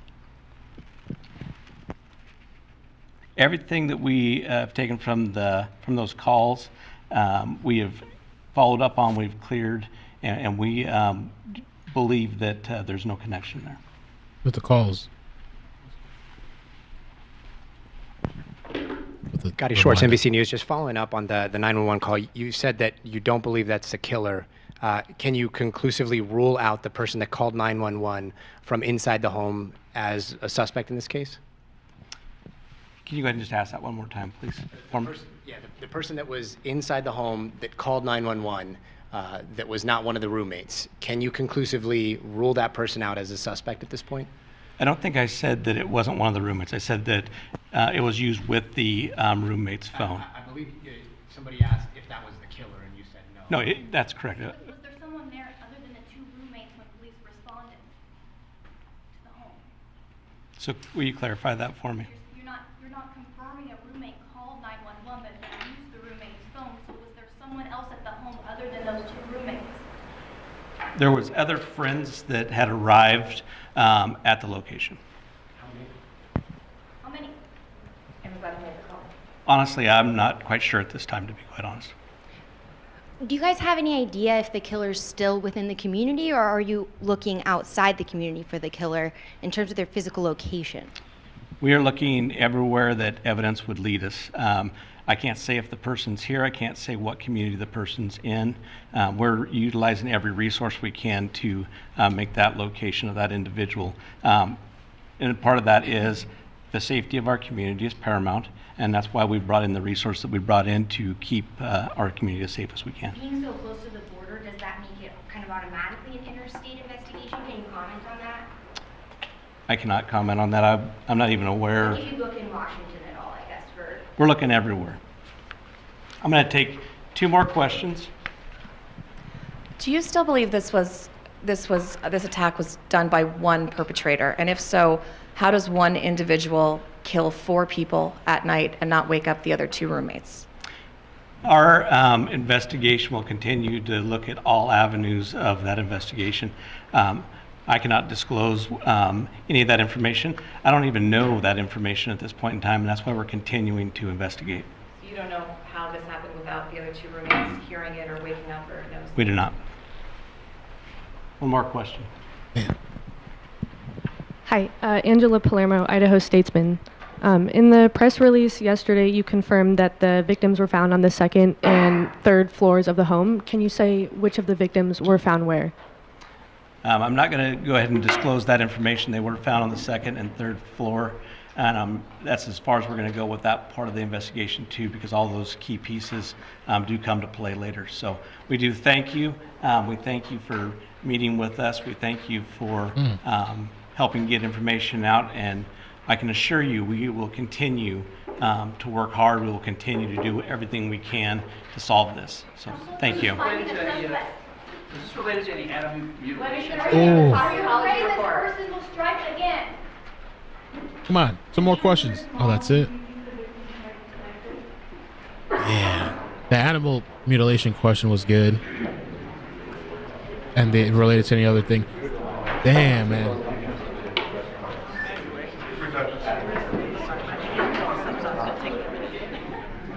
Oh, somebody left. Cancel. Damn, man. So, no arrest. Still no suspect. I wanted to just listen real quick to the part where he talked about the calls. They still didn't say that. They still didn't clear. I don't know why they're leaving him out, Jack D. Maybe they just feel he has no part of the investigation. But Jack D, Kaylee's ex, they still left him out. But the family stands by him 1,000%. That's what we saw in the beginning of this. And he did reference that a reporter asked about the 911 calls, which at one point I even got confused by his answer. I know you've said you're not going to release who the 911 caller was, but was the killer the 911 caller? I will tell you no. Okay. Was it before this or after? Can you clarify? You said it was made from the roommate's phone, but you didn't say the roommate made the call. So did the roommate make the call on the roommate's phone, or can you clarify if it was another individual who made the call? Actually, if we could just go to this one first. And he kind of wanted almost to skip by it. Well, that's why I wanted to. So what I'll say to that is it was made from the roommate's call, or phone, excuse me, and we're not going to divulge who made that call. It's part of our investigation still, and when we get ready to release that, we will. Hi, Christina Corbin with Fox News. The male subject whom the women called, has he been ruled out as a suspect or person of interest? Everything that we have taken from those calls, we have followed up on, we've cleared, and we believe that there's no connection there. So he's talking about the calls. So those calls are made by Maddie and Maddie and Kaylee. And those calls were to Jack, which I believe is Kaylee's ex-boyfriend. And so through these, I guess they're clearing him or they're clearing the calls. I don't know, because they didn't clear it when they went through the list earlier and they mentioned everybody but him. But here, I guess they're saying the calls are cleared. That part of the investigation. And again, this could be random. Or it could be somebody else they know, or it could be somebody that's been following them. It could be somebody in the community. But because the media is talking about it and they're literally going down the list, not only just the media, the police are literally going down the list. And so, yeah, of course, we're going to go down the list as well. It's interesting. Everything that we Want the taken chat slower? from those calls, we have followed up on, we've cleared, and we believe that there's no connection there. So no connection with the calls.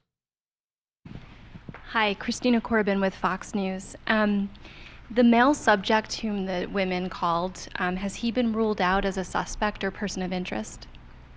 Right. Everything that we have taken from those calls, we have. It's kind of interesting because I don't know. I still think like they're dancing around it, kind of. She asked a direct question, but then he's just referring to the calls. I mean, it could be as nothing. a suspect. The male subject whom the women called, has he been ruled out as a suspect or person of interest? She mentioned the male suspect that made the calls, and he's just referring to the calls. Everything that we have taken from those calls, we have followed up on, we've cleared, and we believe that there's no connection there. I believe there's no connection there. I don't know. I don't know what it means, bro. I'm not sure. There's a couple of things too that I still wanted to touch on. And we I don't know. If you want, we could do calls after I touch on the things. I might have like 30 minutes for calls.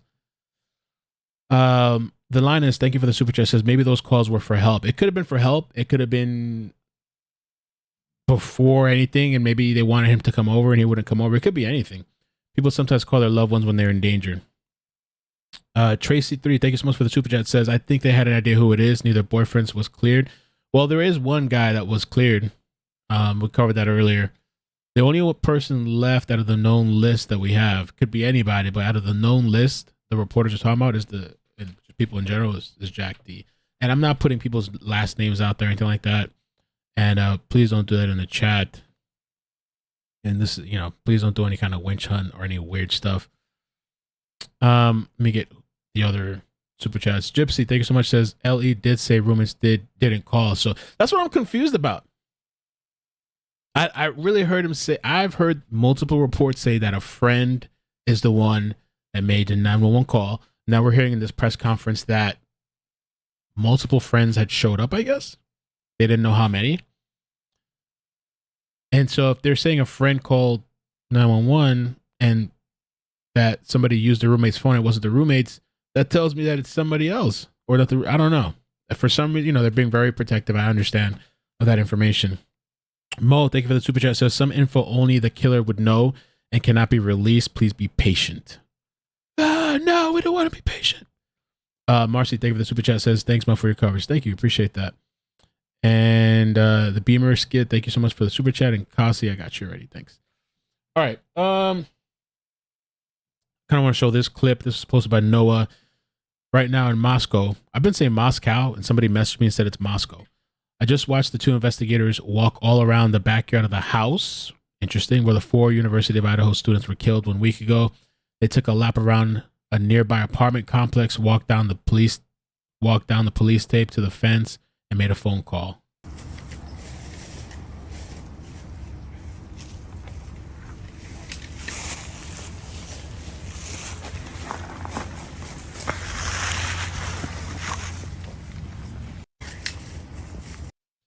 Layla says they said no suspect in custody, but did not say there wasn't a suspect in general. Maybe they have somebody in mind.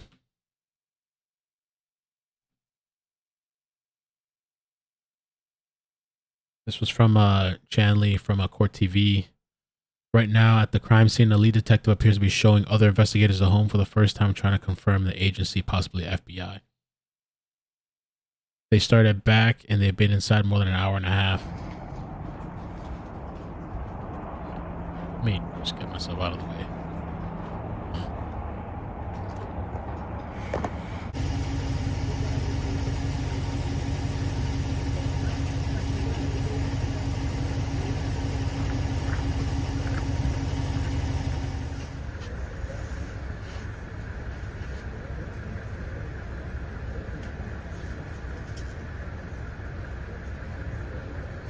Thanks, MH. Hope you're doing well. Africa, right? Jen, thank you for the super chat, super sticker. Thank you.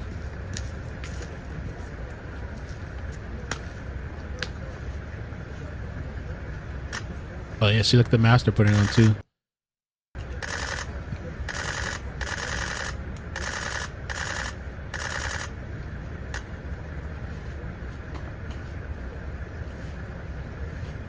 So they're walking in without a mask. How come some put on a mask and some don't? Some of them are dealing directly with this stuff, maybe?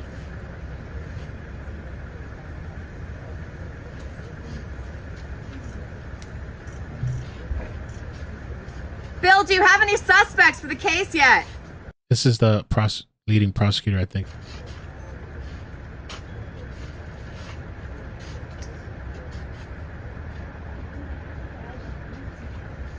Exempt. This was earlier too. This is by Noah Butler TV. Moscow update: state police looking through a car parked in front of the house where the 4 University of Idaho students were killed last week. This car has been in front of the house all week, as most other cars. So as far as the vehicle situation,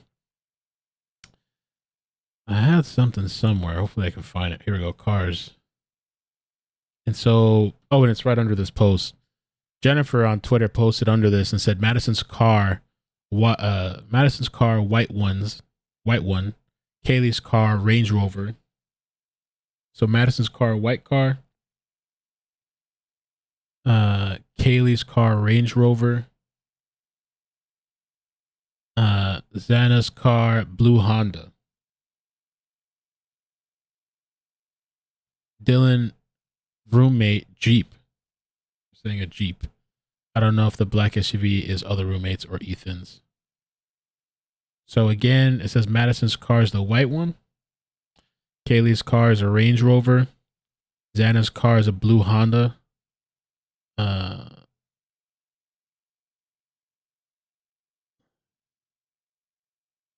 Roommate Dylan, Jeep. I don't know.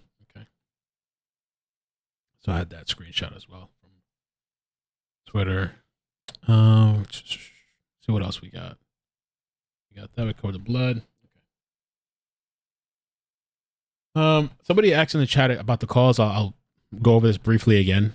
Then we'll just keep moving. Kaylee's sister Olivia sat down Friday with Inside Edition and revealed her sibling initially placed 6 calls to a pal named Jack between 2:26 a.m. and 2:44 a.m. Then Madison phoned Jack 3 times before Kaylee gave it one more shot. Jack apparently never answered. So the police just said in this press conference, I guess these calls are cleared, whatever that means. You know, I guess it's maybe they're saying there's nothing to it, or I'm not sure. You know, I think the way he answered too was interesting though.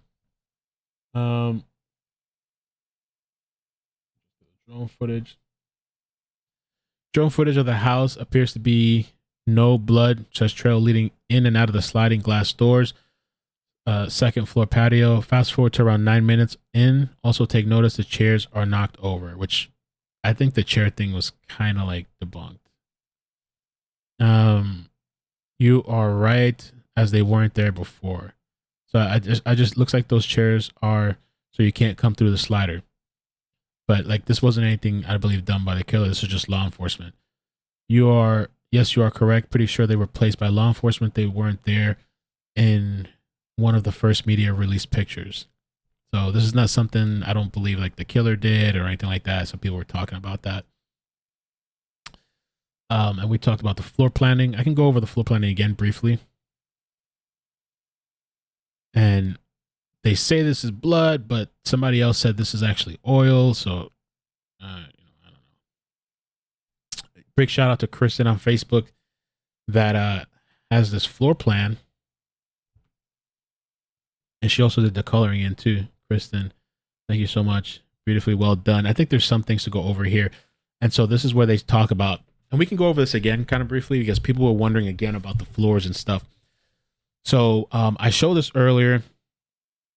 I'm not going to do the whole video recap thing, but we have the first floor there. Okay. This is the parking lot where all the cars are parked. So if you're facing the house front, this is the first floor. The survivors were on this first floor. Then you have the second floor, which they told us in this press conference that 2 people were found on the second floor and 2 people were found on the first floor. They didn't really specify who or what, but the people's rooms that it belonged to. So it says here, bedroom floor on the second floor is X's room, which is Xana Kernodle. Also the location of external wall with seeping fluid.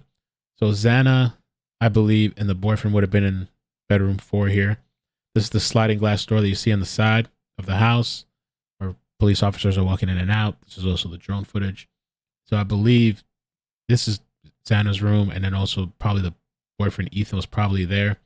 This other room, because somebody was asking about it, I don't know. I don't know if it's just vacant. I don't know what the deal is with this other room. Is it empty or what's the deal with that? And then, so that's the second floor. On the third floor, bedrooms 5 and 6 belong to, let's see, third floor.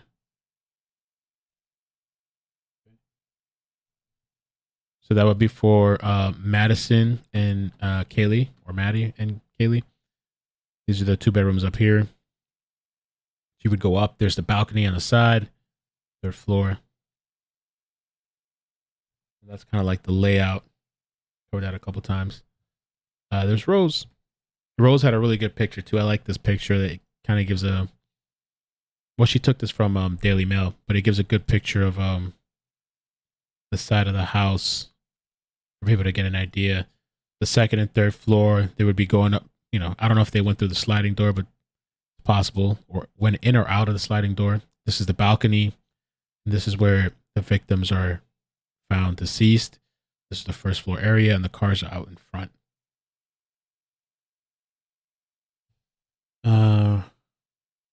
So bedroom 5 and 6 were the 2 girls. Bedroom 4 was Xana and boyfriend. Were they together? Who was in bedroom 3? How does the boyfriend or girlfriend not wake up while this struggle is happening? And she replies here, bedroom 4 on the second floor is X's room. Also the location of the external wall with seeping fluid. Bedroom 5 was Maddie's, and bedroom 6 was Kaylee's. Bedroom 6 is, just double check, should be on the top floor. Yeah, bedroom 6 is on the top floor, third floor.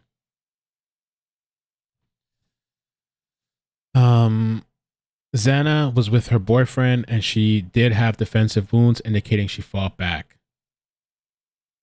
So, but they're not, people are asking questions, but they're not really specifying exactly who was where or whatever, where they got there.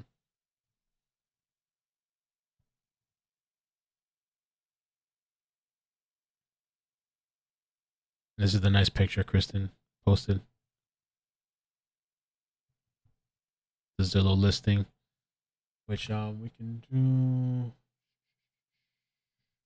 Do they number these pictures? 1 out of 23. Let me see.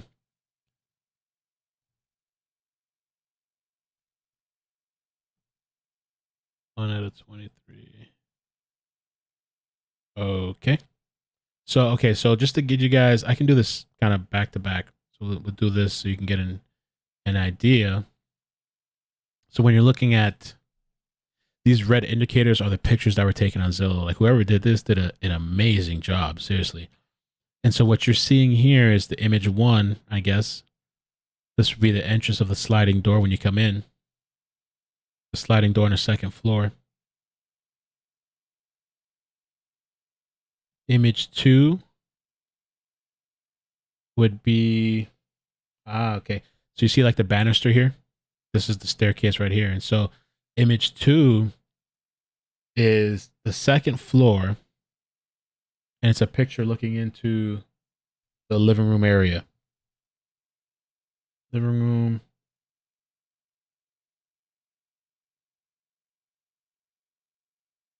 And this next area here would be into, I guess, the staircase area, and the next bedroom. Behind in this picture where you don't see is the bathroom. So behind this would be the bedroom of where Xana was at with I believe Ethan. 2 people on the second floor, 2 people on the third floor. Let's see the next one. Image 3.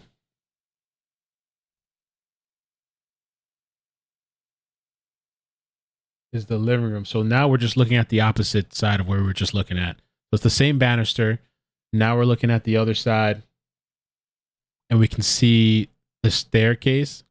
So we're on this side now. We're looking reverse in the same area. And so you can see the banister, and you can actually see the door to Xana's room right there in the second level. That would be going towards that room there. And the bathroom is right there on the left. I guess there's another door that we can't see.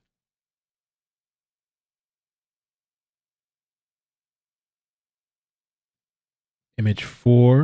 Let's see here. This is back in the kitchen.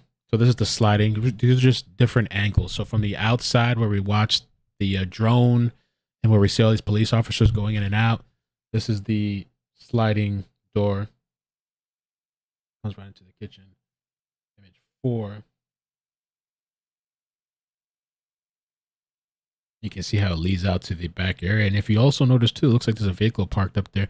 You could easily park, I guess, from the other side and just walk right down to the sliding door. What it looks like.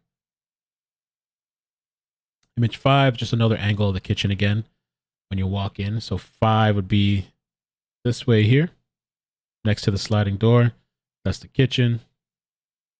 You can kind of see the other houses there too. Because, I mean, if they would have had, I don't know if they had Ring doorbells and all that stuff, but you'd probably be able to record whatever happened over here if there was cameras.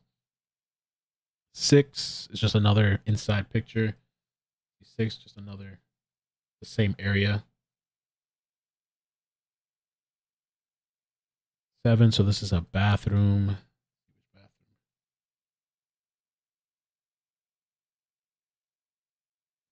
Must be another area. Okay. So now we're on the 3rd floor. This is the bathroom right here that we're looking at. So the 3rd floor is where Maddie and Kaylee's rooms are. So we're looking at the bathroom when you go up in there. Right here.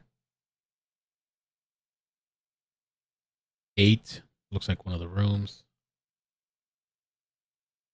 8 is bedroom 5. I don't know specifically who. Let's see. I had the rooms here somewhere. Bedroom 4 on the 2nd floor is X's room. Bedrooms 5 and 6 belong to. Okay. One of these is Kaylee's and the other one is Maddie. Number 8, we're looking at bedroom 5 on the 3rd floor. Number 9, the other bedroom. And that leads to the balcony that you see right there. Balcony area outside. 10 looks like the same room. Yeah, different direction. 10.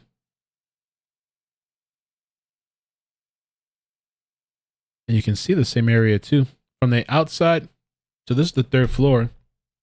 From the 2nd and the 3rd floor, you can see that outside area where that vehicle is at. So anybody could really kind of park out there and you would have a visual into the house. Or park or stand. You could just easily stand out there from that area and you could see who's coming in and out. You can keep an eye on. You know, I don't know if they had shades or, I mean, curtains or anything on the at the time of the incident, but if it was open or if it was those sheer things, anybody could really kind of sit out there and stalk from the outside looking in. And you can find out and be like, oh, when they go to sleep, when are they up? Are they doing this? Are they doing that? And this is the 3rd floor.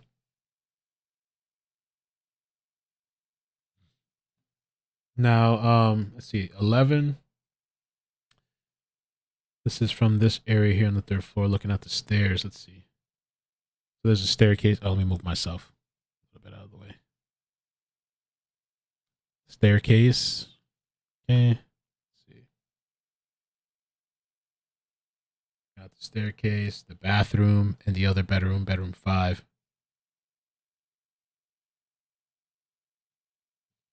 This looks like the laundry area. 12 is... Where's that at? Maybe that's on the first floor. Let me take a look.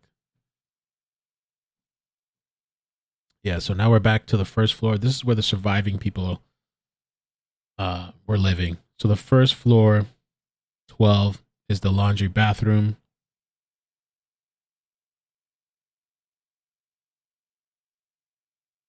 $13.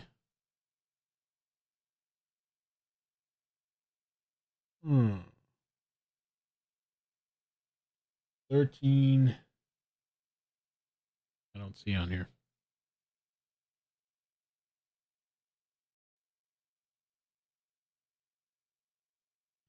Okay. So 13 is back to the second floor. It's a little confusing, but so this would be Xana's room. Bedroom 4 on second floor, X's room. So now we're looking at Xana's room. It's the inside. And it'll be right kind of next to on the other side of the wall is the kitchen and the sliding door. So if the person came into the sliding door, they'd have to take this path, walk into here, walk past all this stuff and come right there. If she was in there. I mean, because we don't know. Yeah, Xana, we're told, is the 4th bedroom, bedroom 4. 14 is the other bedroom on the second floor. 14. 15 is just another angle of the same room. Also, you have window access there. I mean, you could easily, if you're stalking somebody, I guess. I mean, that's anywhere, I guess, right? That's the other side. 15, looking at the window. 16.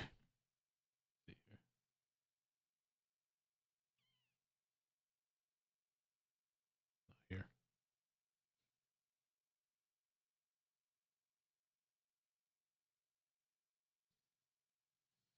16 is back to the first floor. And so this is the surviving person's bedroom.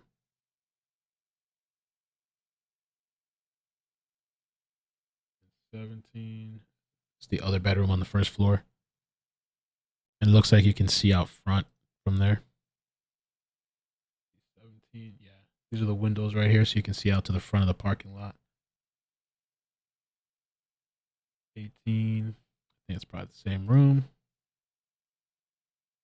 Yep. Same room. 19 is the same room, just another angle.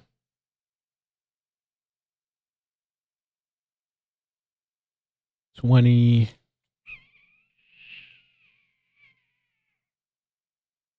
First floor again, just the other bedroom. Got a window there. And let's see, 21. This looks like the balcony on the second floor. Sorry, balcony's on the third floor.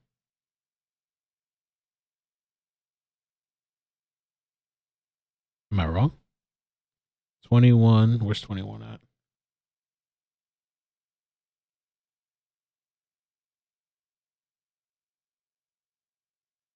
Oh, I don't know.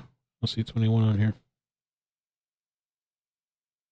I guess it's just like the outside. Maybe it's not marked on the maps.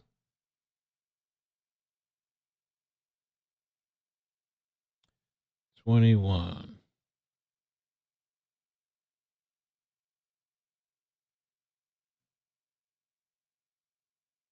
Yeah, I don't see it on here, but the outside area. 22. 23. It looks like there's areas there to park, like right on the other side. So, interesting. Cheeks. Okay, let me get these super chats. I think we're kind of. Oh, let me show this. There's a couple things. We're almost done. Got it. Yeah, we already got it past the stools. Stools were placed there. Yep. Placed there by Ellie. The stool gate is canceled. It's already past that. This is Sheldon Kernodle, the cousin of one of the victims, is going door to door handing out signs and looking for help solving the investigation.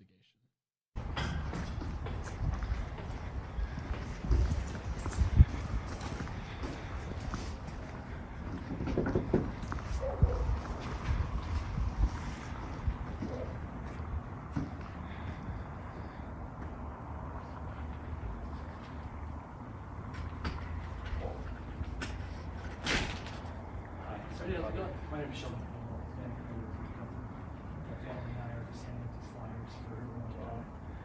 From door to door. See what they're doing. If they know of anyone, any story or any piece of information that is true or not, please call back. Back tonight.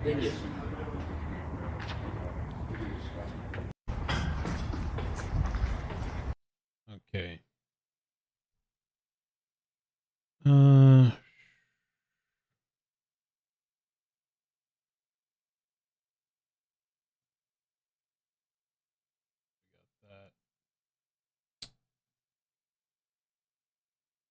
All right, let me get the super chats. I'm trying to see if I had anything else. Let's see. Got the maps, got the redactions. This is the call log thing. 911 call log.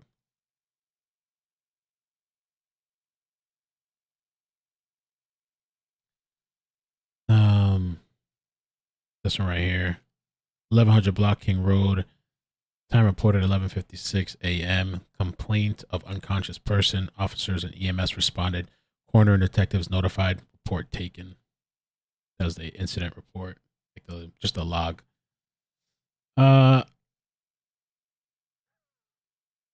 Jen, thank you for the super chat. MH, thank you for the super chat. Cell, I think they know but need more or want more evidence. Yeah, I'm sure too. Cheeks, thank you for the 13-month membership. Didn't we confirm that RM didn't call because they had no idea what happened until the cops were at home after getting a call about a person? We've been going back and forth so many times, but the last thing that came out last night is believed that the roommates didn't call, that somebody called using their roommate's phone. Sinner, mask only for smell. Some are used to it. Oh, okay. Thanks, Sinner. Damn. Ack, thanks for the super chat. Says, did Jack made the calls to his phone that he left at home as an alibi and showed up the next day concerned and contaminated the scene and told someone to call 911? I don't know. But the cop said those calls were cleared through. I thought it was interesting the way he answered, but yeah, I mean, I'm sure they're aware of these people. Students with a knife, and they're shocked and baffled. With us now is Los Angeles County Deputy District Attorney John Hitami. John, it's great to have you on because you look at the totality of all this and it really is kind of stunning. Matt just laid it out for us here. You have these 4 students, right? We know this was an awful crime. There was blood coming out of the house. You attack 4 students with a knife, and there has got to be a lot of DNA evidence from whoever this suspect might be. My prayers go out to the families of these individuals who were killed.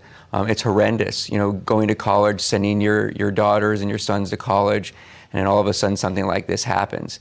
However, I have a trust in the police department that they're going to effectively investigate this, and they are going to do everything they can to find who the suspect is and hopefully hold that individual accountable for these crimes. Yeah, I wonder, because Matt was saying that the 2 college students, both they're young women, Matt, correct? These Yes. are young women, and they have now been cleared. They're not. Do we know if they're not witnesses?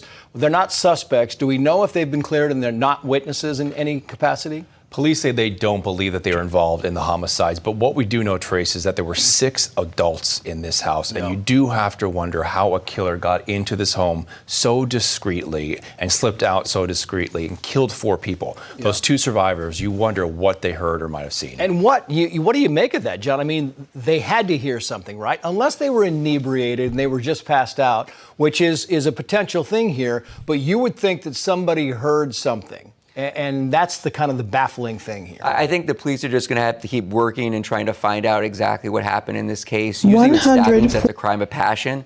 So I think they should be able to narrow it down and try to find out who this person was, and they'll do everything they can to make sure that they hold this person accountable. I want to put this timeline up on the screen if I can, because we're talking about Saturday, November 12th, 8:57 p.m. The victim posts a picture online of herself and the three friends.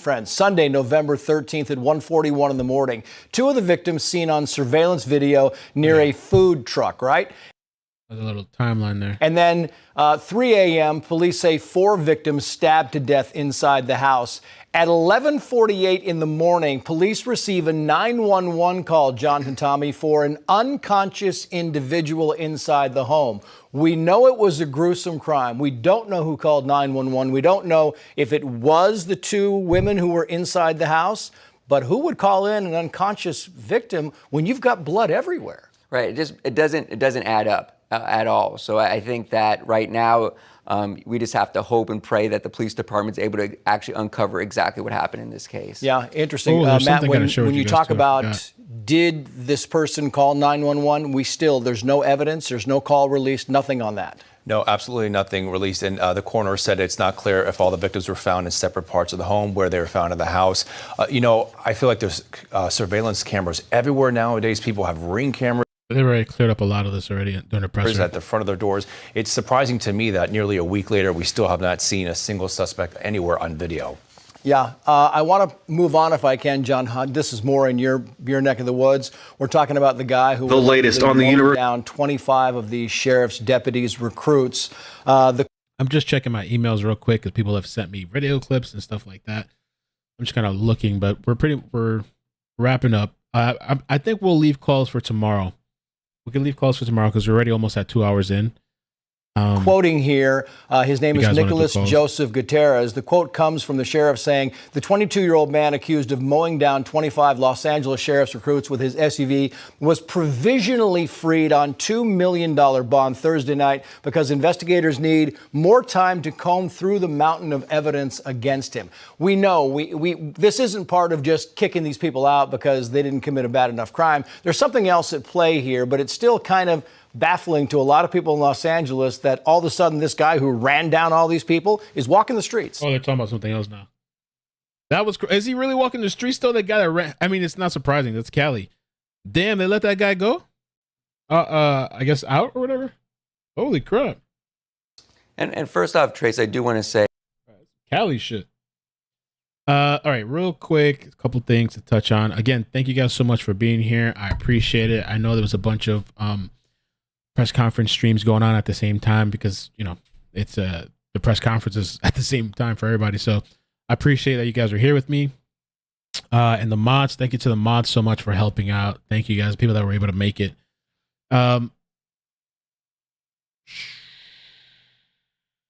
Okay, parents reveal Kaylee's final message to family before killing. Kaylee Goncalves, the mother of slain University of Idaho student Kaylee, said her final conversation with her daughter was about joyful things. And this was in the Fox interview. Kaylee had just bought her first car and was excited to show it to her best friend, Madison, another of the victims in the quadruple homicide last weekend. She was like, Maddie has to see my new car. She has to see this. Miss Goncalves, wait till you see what I pull up in. The following day on Saturday, November 12th, Kaylee called her mom and said she would be back home soon to take her out to breakfast, lunch, and dinner for her birthday. Ms. Goncalves said Kaylee and Madison were inseparable and even considered themselves family members. Every time we traveled out of the country or went on vacation, Maddie went with us. She said, these were both our girls. We will never stop looking for them. And we spoke on this already. Police have ruled out ex-boyfriend and ex-boyfriend because there's like 2 or whatever, but ruled out an ex-boyfriend, which I've showed this screenshot multiple times. And I believe, I don't want to say the guy's name, but there's multiple Jacks. And so when they say that, they're talking about Maddie's well,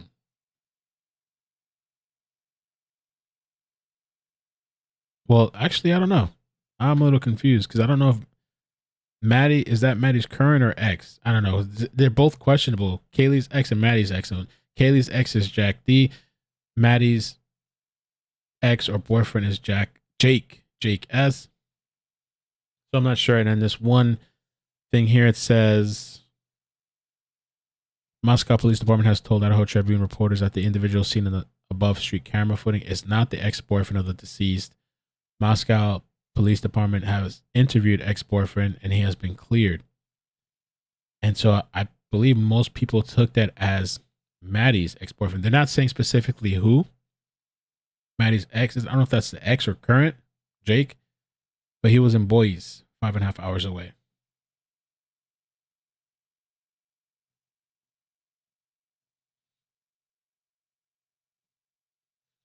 So it says here, ruled out an ex-boyfriend, a mysterious man captured on the food truck's web camera, and 2 college roommates.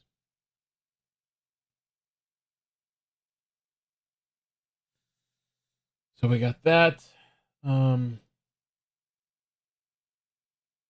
think that's it. I don't need to do this video. This was just a filler. And I'll check the chat and then we'll head out. Dylan, that's one of the surviving roommates. Maddie is with a Jake. Maddie, yes, with a Jake. Okay, so they're together, I guess.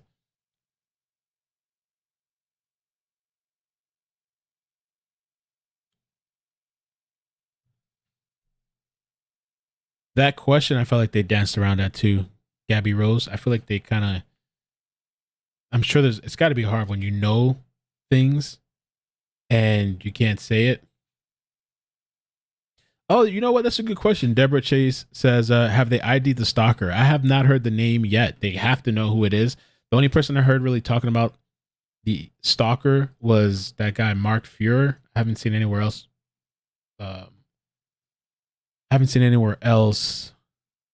Say that as well. I wish they didn't cut off the reporters. I wish they gave them more questions. I know they have to like protect the interrogation, the investigation. I know they have to protect it, but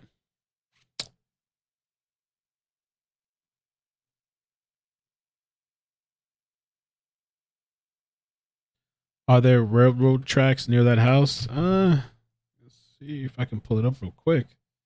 Google Maps. I don't know. Let's see. King Road, Moscow. Not that I see. I don't even know if they have any over there. Let me see if I can train. I don't even think they have trains over there, really.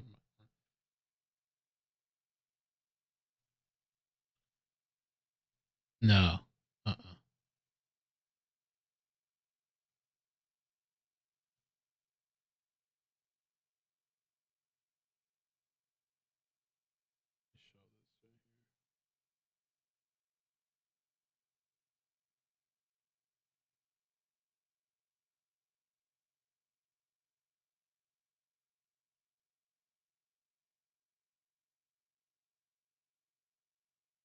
This is like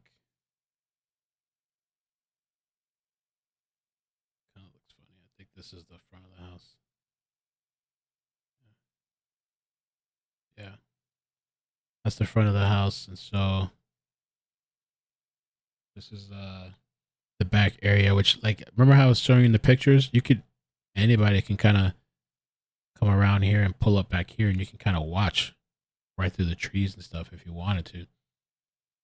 I mean, you could come around this area too, I guess, or wherever, but one of the easier ways, it looks like you could just easily park around here or park here, coming through these trees, and you could just be watching and eyeing, you know?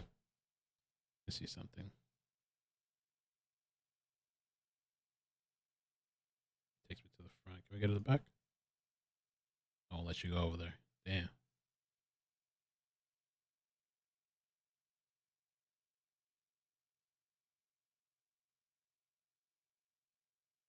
Like he was taking me to the front. Yeah, but you could easily, if you wanted to, watch around from the back. I kind of can't. I think, well, you want to do calls? I can do the most. I can do 30 minutes if you want to do calls. And I have to do a time limit on the calls then. And do a poll. You guys want to do calls? Start a poll. Calls.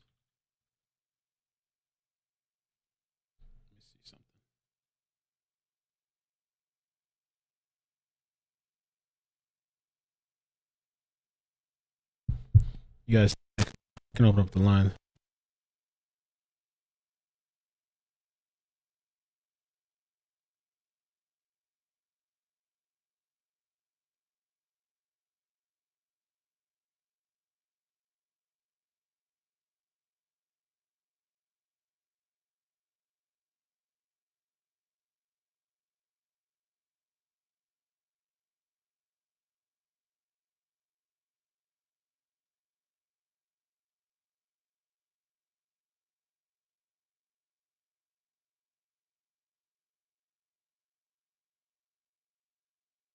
All right. Actually, I don't have to rush, so we can do calls. I think 30, 40 minutes is a good time. Hour max though, but we can do calls. Got to make sure. But I think 30, 40 minutes is good though. I don't think we have to do a bunch. I'm gonna open up the lines. Ooh.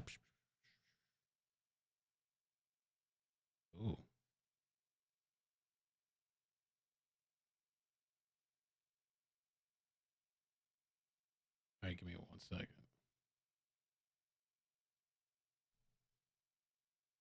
All right, give me 1 second. I'm gonna open up this damn lines here. Oi.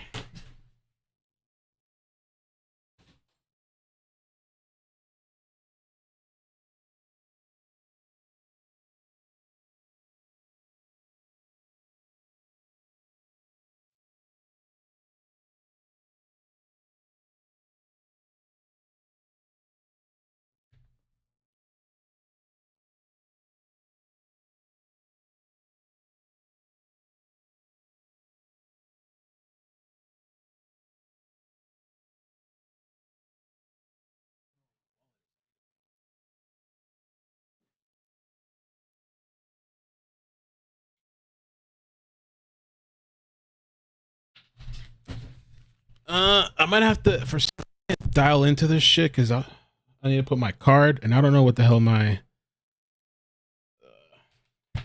wallet is. Oh, I found it. Found my wallet. Okay, sorry about that. I don't know why it didn't automatically. Okay, I had to go look for my wallet.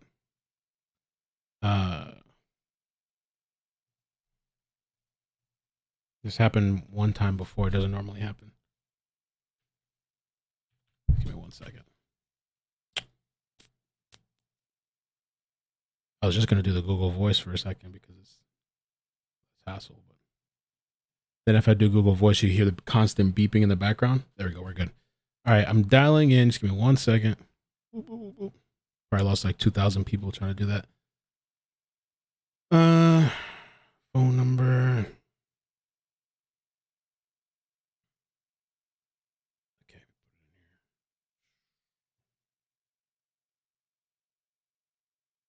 Google Chrome is freezing. There we go. All right, give me 1 second. Thank you for calling.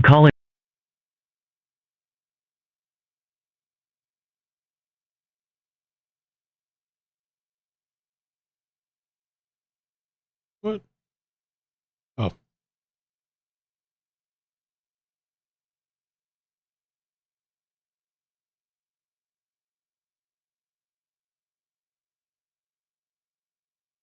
Okay, we're in.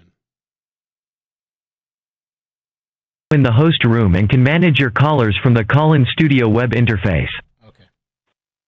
So the phone number is 954-787-3009.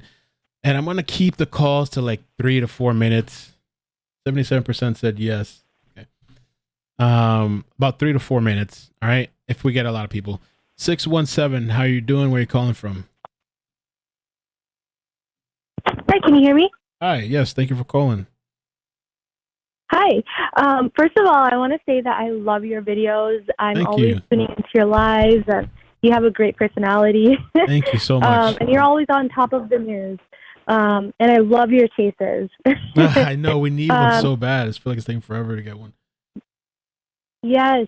Okay. So I've been following this case. It's so horrifying and sad. I hope, this gets resolved soon. I have this weird feeling about Jack S. I don't know what it is. I just I personally think he's a person of interest. I don't think it's the ex in the situation. I think the ex, sometimes when you are going through things or you're in college, you're away from everyone, you tend to want to talk to people that you're close to, and they seem to have a good relationship. They were close for a long time. So I think that she might have just been reaching out to him for help or to kind of let him know what was going on, So she may have been really let me close ask you to this, him. just to interject for a second. When you say reaching out, you're talking about those phone calls, right? So you believe the phone calls was to Jack S or to Jack D, Kaylee's ex? I think the phone calls were to Jack D, her ex. But then again, actually, it doesn't make sense because when the sister spoke, Olivia, she said that, I don't know who it was. She didn't clarify who it was, but it seemed like she was confused as to why the calls were made. I mean, would she be confused if it was Jack D? I'm not sure. Right. Because the mom said that, they were still close and she thought they were going to get married. So the sister wouldn't really question it if it was her ex, right? I'm thinking that. Right. I would think so too. So I don't know, but I have a strange feeling about Jack S, the creepy hoodie guy from the food truck. I believe he's the one that had pictures on hunting pictures on Instagram, and when I went to his profile, they're no longer there. Oh, it took it down. So I'm not. Yeah. So he had pictures up. Then when I went back to the profile, he made it private, and there's no pictures up. And then when I go back to the profile now, it's not. I think he deleted the account. So that's suspicious. I'm not sure if he just got messages I'm sure he did. from a lot of people or what. So I don't know, but it seems very strange, this whole thing, and it's really sad. I don't really watch a lot of cases like this, but this one is just so intriguing, and I just keep coming back for details because I'm wanting to get this solved. But yeah, I for some reason I get this really weird feeling about Jack S. So yeah, I mean, I hope everyone gets the justice that they deserve, the families and everything. And I would be scared to go back on campus personally. Oh yeah, me too. I would not want to go back on campus.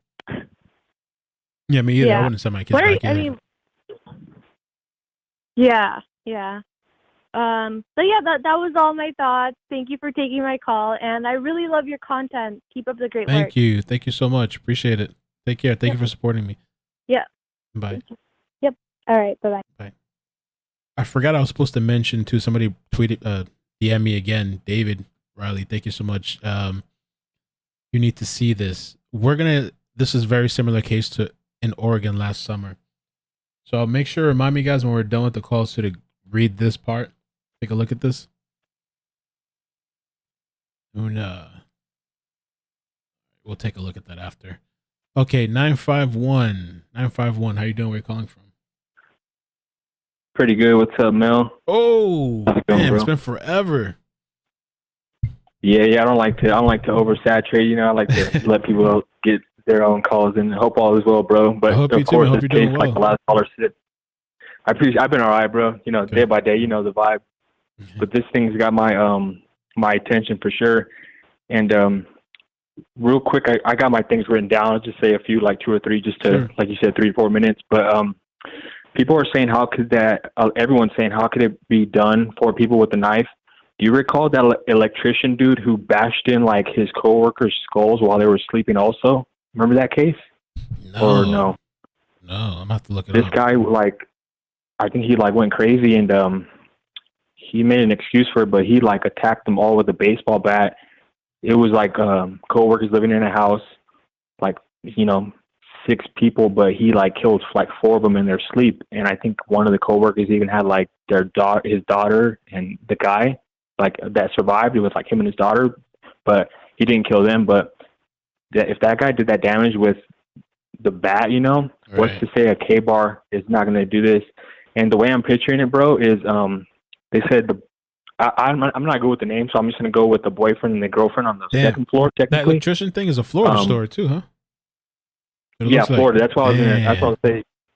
Yeah, you look into that, bro. It's kind of like similar, not really, but multiple people being killed by like one thing, But it said the girlfriend of the boyfriend. I think, what are you gonna do, bro? I think the guy, whoever did it, knew what was going on and knew the plan, or knew that his target. I think it was targeted attack, and he was going for the two girls upstairs that lived there. He was going for one of them, right? I think you're gonna have to go through the second floor, obviously, to get up there. So I think he took out the boyfriend first, and that would make the girl wake up, a little bit, hence her defensive wounds. That's what I'm picturing in my mind. And, fight or flight, bro. I'm thinking the girls upstairs were tracking and probably heard that. Maybe the people downstairs in the basement were like, and you got to think they're all inebriated. I think they all went out and came back. So they're maybe just say tipsy, and your mindset changes when you're tipsy. Or just inebriated, So I think those girls were calling out for help. Like I said, fight or flight. You either call 911 or you're calling the closest thing to help you. You know what I'm saying? And I'm thinking he took out the boyfriend first because he's the biggest, one to probably get him out the way. Or if not, he just has to get through that level. And that makes the girl have defensive wounds. He took her out, and I'm thinking he went upstairs. And fight or flight, what are you going to do with somebody coming at you with a big old K-bar, bro, and you have nothing? You're probably just going to back to the nearest corner and just try to survive, something like that. Or they could have been, like the coroner said, all in bed, but maybe they got killed in bed, not asleep in bed. That's what I think happened. And what else did I write down? And people get scared when they see a rat, bro, or a spider, bro. People run and I'm just kind of messing, but they run and close the door. The people who woke up, I'm just trying to give the benefit of the doubt, bro. If I wake up, bro, and I'm just like, stretching, and I see my 4 roommates brutally murdered, bro, I'm gonna run back to my room and barricade myself like a mother. You feel me?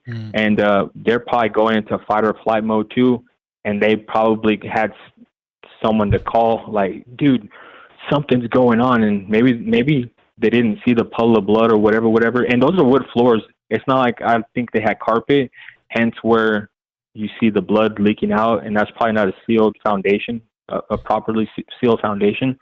So if it's wooden floors and stuff, the floor is going to be like puddled, with blood and whatnot. And they're wearing masks because the heavy iron smells. And by now, a couple of days later, the plasma and everything has separated, and I'm almost guaranteeing there's going to be, like, no disrespect, but like flies and maggots, going around and stuff. So it's just trippy, man. And also I think they're looking at dumpsters for like a knife and stuff. I think if you do something like that, that girl was saying that maybe that Hunter dude is kind of like a suspect or whatever. And the cops know way more, obviously, like it always goes. They're not going to say it because they want to like protect the case. Right. If you're that dude, I don't think you'd be dumb enough to like throw away, the evidence in a random trash can. You're going to like, if you got like Hunter vibes, you're just going to like, I feel like do damage and then go about your business and why would you leave your weapon? Kind of, that's the way I'm picturing it. But yeah, you got to look into that Florida electrician crazy ass story. It reminds me of this. So when I see that dude do it with a bat, yeah, they could do it with a K-bar for sure. Well, thanks, bro. I appreciate the call, man. Hell yeah, man. All right, take care. Thank you for calling, man. I hope you're doing good. Appreciate you calling in, bro. It's been a while since I heard from you, so. Hell yeah, bro. All right. I'll catch you later. Okay, thanks, man. Peace. Later. Thanks, Junior. He's been around the channel for a while. I would continue more, but yeah, we got a lot of calls. 801, how you doing? Where you calling from? Hey, Mel. I'm good. I'm calling from New York. Hey, welcome. Thank you for calling. Thanks so much. So one thing that really has stood out to me in these pressers, these answers, there's a lot of reading between the lines that I think can be done.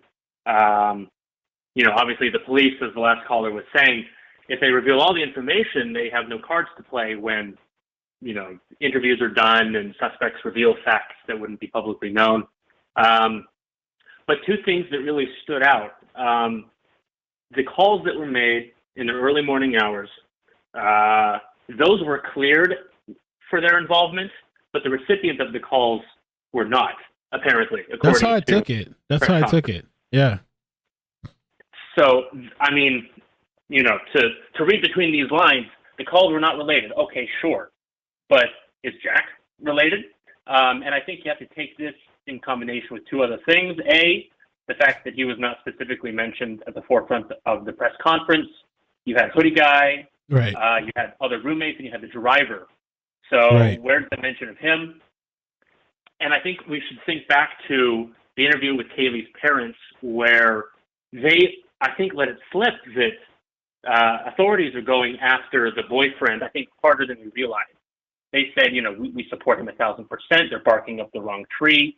I didn't hear that and part. I think maybe there's I'm gonna have to listen to that again. But I did hear like the parents sure. were defending him for sure. They were like they stand by him 100%, 1,000%.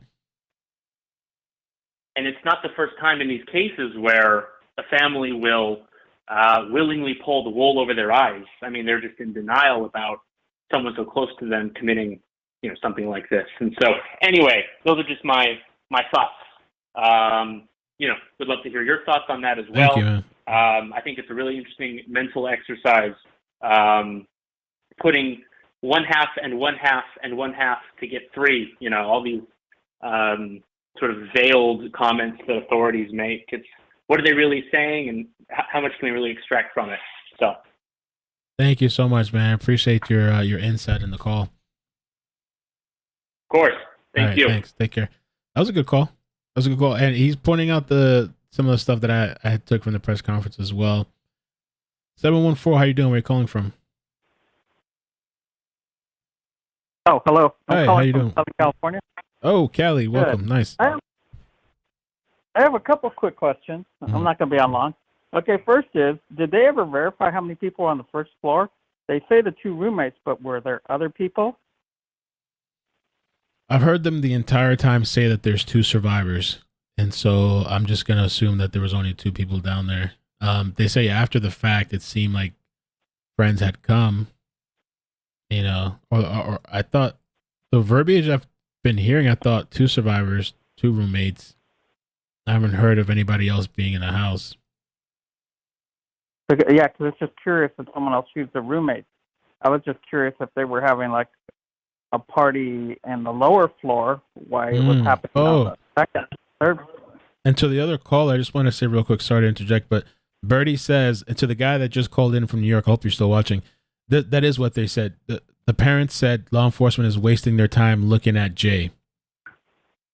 So it is very interesting, the verbiage in that press conference. All right, go ahead. Sorry. Oh, no, that's okay. That was just, I was wondering if there was just more people on the first floor, and that's why they didn't know what was going on the second and third floor, and that's why killer or killers didn't go down to the first floor. I still wonder why they didn't specifically, why they only did the second and third. Why not the first? They had to know, whether if they went in through the front door, they had to know that they were there. If they went in through the side door, I'm thinking they had to know there's another area there too, unless they thought it was a basement. They thought nobody was there. It seems like this person had to have known the layout of the place. They've probably been there before. I mean, that place is like an open. Yeah, but house. Yeah, my thinking was that maybe they heard noise down below, and that's why they didn't go below. I wonder if something happened with the altercation because of the defensive wounds, where they decided, okay, I just need to get out of here. And then why are they everyone thinks that the two girls were the target and not the couple. The couple could have been something could have happened at the party that made the couple a target. Right. We don't hear much about the party other than they went to a party. Right. I read a post on Twitter where I think it was a reporter. Somebody said somewhere they said that they spoke to the club manager or somebody there. They just said they're not going to speak on what they saw to protect the investigation. So who knows what happened at the party, because they're at the party, or the club, I should say, or the bar, or whatever, the corner something. They were there first, and then they went to the food truck after, and then from the food truck, they took that private drive home from the private owner or whatever. But those were just my two questions, or Awesome. comments. Thank you. I appreciate the call. Okay. Thank you. Thanks. All right. Bye. Dylan is a girl. The name is longer. I have it somewhere in the notes, but Dylan, it is a girl. 727, how you doing? Where are you calling from? Hey, Mel, it's Anissa. Well, it's Albania. Anissa, holy crap. How you doing? Long time. We talked not that long ago, but I've been watching. Been like years. No, shut up. How you doing? So I'm doing good. This case, like, really grabbed my attention. You know, obviously I'm a mom. I have a 10-year-old. So, you know, you hear stuff like this, and it really messed with me, actually, because I don't know if you remember. I think it was like the second video you posted on the 4 students, and I was rewatching it like late night after work, and it like really got to me, and I was like just commenting on the video multiple times, and like, I don't know, I feel like we've all as a community, you know, as a nation, have gotten so numb to like these crazy stories. And it's obviously, you know, it's true crime, and you know, that's the genre, you know, that we're in, but you know, it really got to me. It like affected me, and it makes me feel I'm just sad, and I think I'm sick of just saying, oh, well, it's sad, what can you do? And then, you know, you just move on, you know. But I do have a few points that I wanted to make. I do agree with your last caller saying that, you know, everyone is so fixated on the target being, you know, Kaylee and Maddie.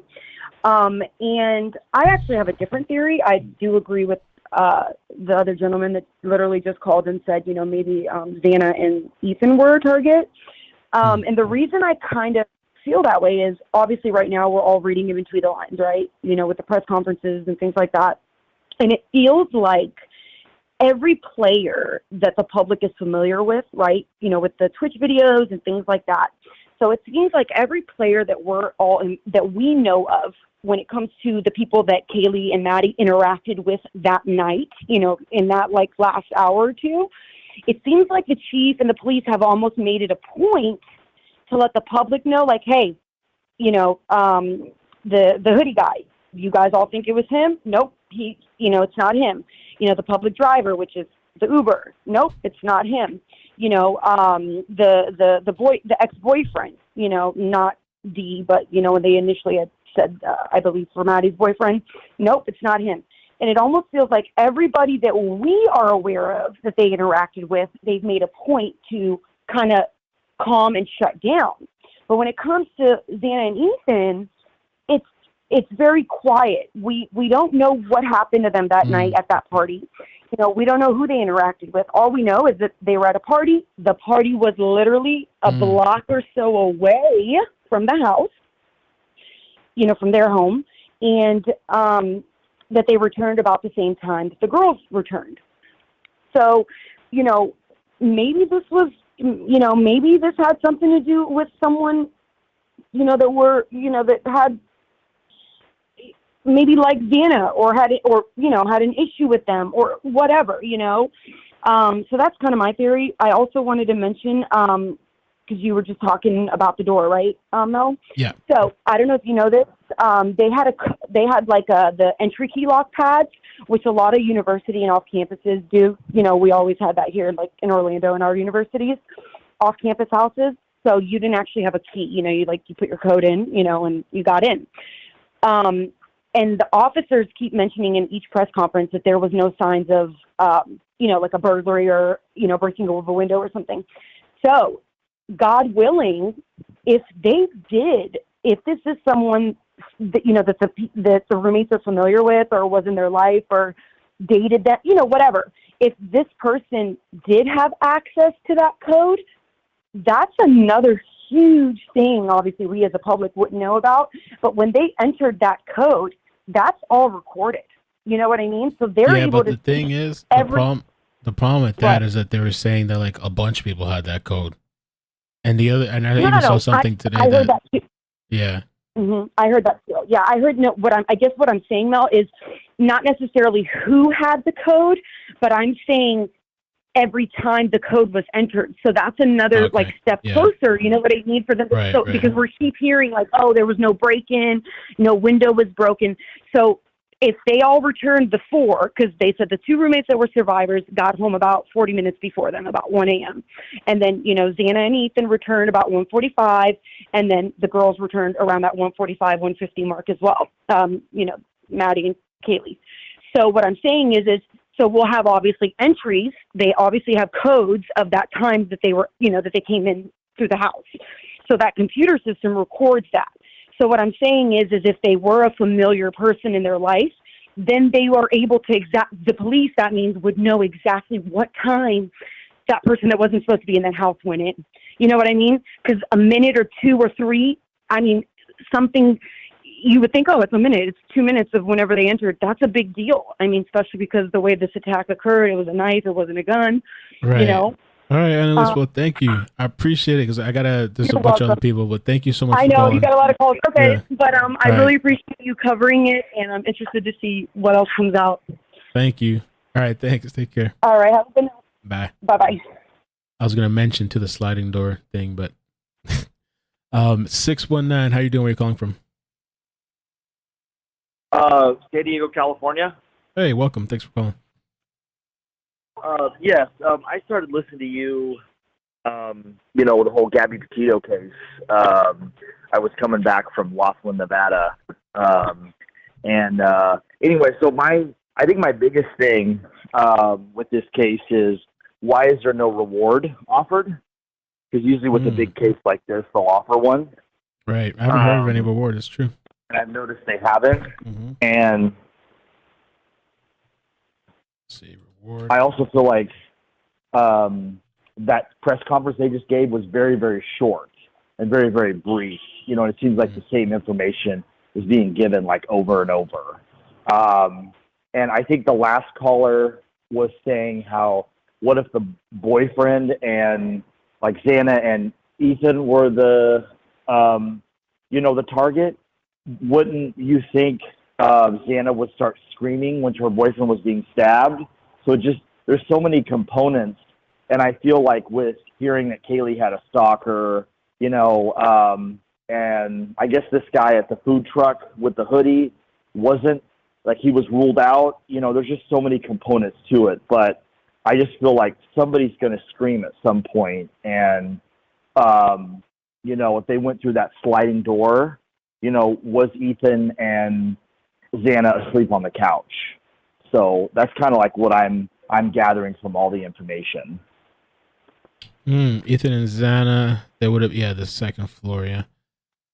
I'll have to look at the map again. But I'm just saying, if they had stabbed the boyfriend first to take him out because he seems like a taller guy, I would think Xana would, if she fought back like they said, I would think she would be screaming or, whatever. She kind of can't stab 2 people at once, I feel like.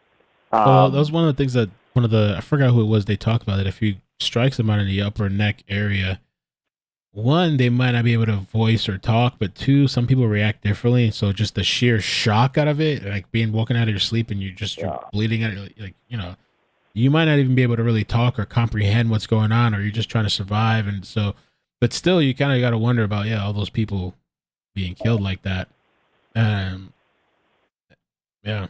I mean, I know Ted Bundy did some serious damage, at that sorority house in Florida, and other women were sleeping and didn't hear anything. So it wasn't uncommon to hear that. I just, whoever made this 911 call about an unconscious person, if it was one of them, it just, I don't know. I would think from what I understand, with wearing the masks when they entered today, like the other caller was saying that the maggots would start to set in and all that stuff. So it's not uncommon, but, I just think one of them, sad to say, and I don't mean any respect to the family, I just feel like one of them was the true target. Does that make sense? And the other people might have been collateral, is what you're saying. Yeah. All right. Okay. Well, thanks, man. I appreciate the call. Yeah. Thank you, dude. Yeah, I feel like if they went through that living room, maybe they saw them on the couch, because I did see some pictures of the 2 couple where they were on that couch. So maybe he saw them first and then headed upstairs. I don't know. So that's just what I've gathered. Okay. All right, man. Well, thank you for the call. Okay, thanks. Have a good day. Appreciate it. You too. Bye. All right, let's roll through. Got 7 other people. And I paused the new calls for now because I'd like to catch up. We might just do these calls. 407, how you doing? Where you calling from? Hey, Mel, it's Cheeks. Cheeks, what's up? Oh, you made it through. How you doing? Oh, my God. I was just bitching and complaining about how long it was taking. Anyway, so I have a couple of questions about just a couple of things. First of all, this is definitely giving Danny Rawlings, Gainesville. Giving you what? Danny Rawlings. Oh. He was like the inspiration of the screen killing out in Gainesville. I know somebody mentioned it in the chat. And he actually did kill 2 people with a knife. So it's not as if multiple people can't be taken with a knife, but it does just seem very odd. The second thing that I had to say was about the caller who mentioned in the key code. It's very, like, I get what she's trying to say in regards to seeing when the codes were entered to get a time stamp, I guess, of people coming in and out of the house. But that really doesn't do too much in the way of trying to figure it out. You know, it's just a generic key code of like 1, 2, 3, 4. There's no distinction to say that this is Mel's code. He used this code at this time. He was the last person in the house versus this is Cheek's code. She used this code at this time. She was the last person to get in the house. And I think that's a big thing. I know that this is a house that somebody's renting out to college students, so maybe they wouldn't think to have to use this type of mechanism. But it's like the case out in Orlando with, what's her name? Sasha Samsudeen. She was killed by the security guard there. And they realized that because of the key swiping mechanism to get into the apartment, they realized that it was his key card that was used. Is that her name? I thought her name was something else. No, the one in Orlando, there might. No. You're talking about the other young lady, the Spanish lady that recently happened. Okay. Sasha Samsudeen happened back, I want to say earlier in the 2000s, but I don't believe she was a student at UCF, but she worked or she graduated from UCF. And she got drunk one night, got locked out of her apartment. They wouldn't let her onto the property without a key code or without identification, but she didn't have her wallet and stuff because she left it at a bar or something to that effect. And security guard, he helped. Like, yeah, I'm here to help. I saw her. And then long story short, when they actually looked at the key swiping mechanism on the apartment, they saw that he was the last one. But it is just like Mercado, that's her name, the one that we were talking about. Mercado, that was the security guard who ended up killing himself. They realized that he had used the key fob. Okay. So that's all I was just saying about that. But not to get off subject because I know I only got a limited amount of time.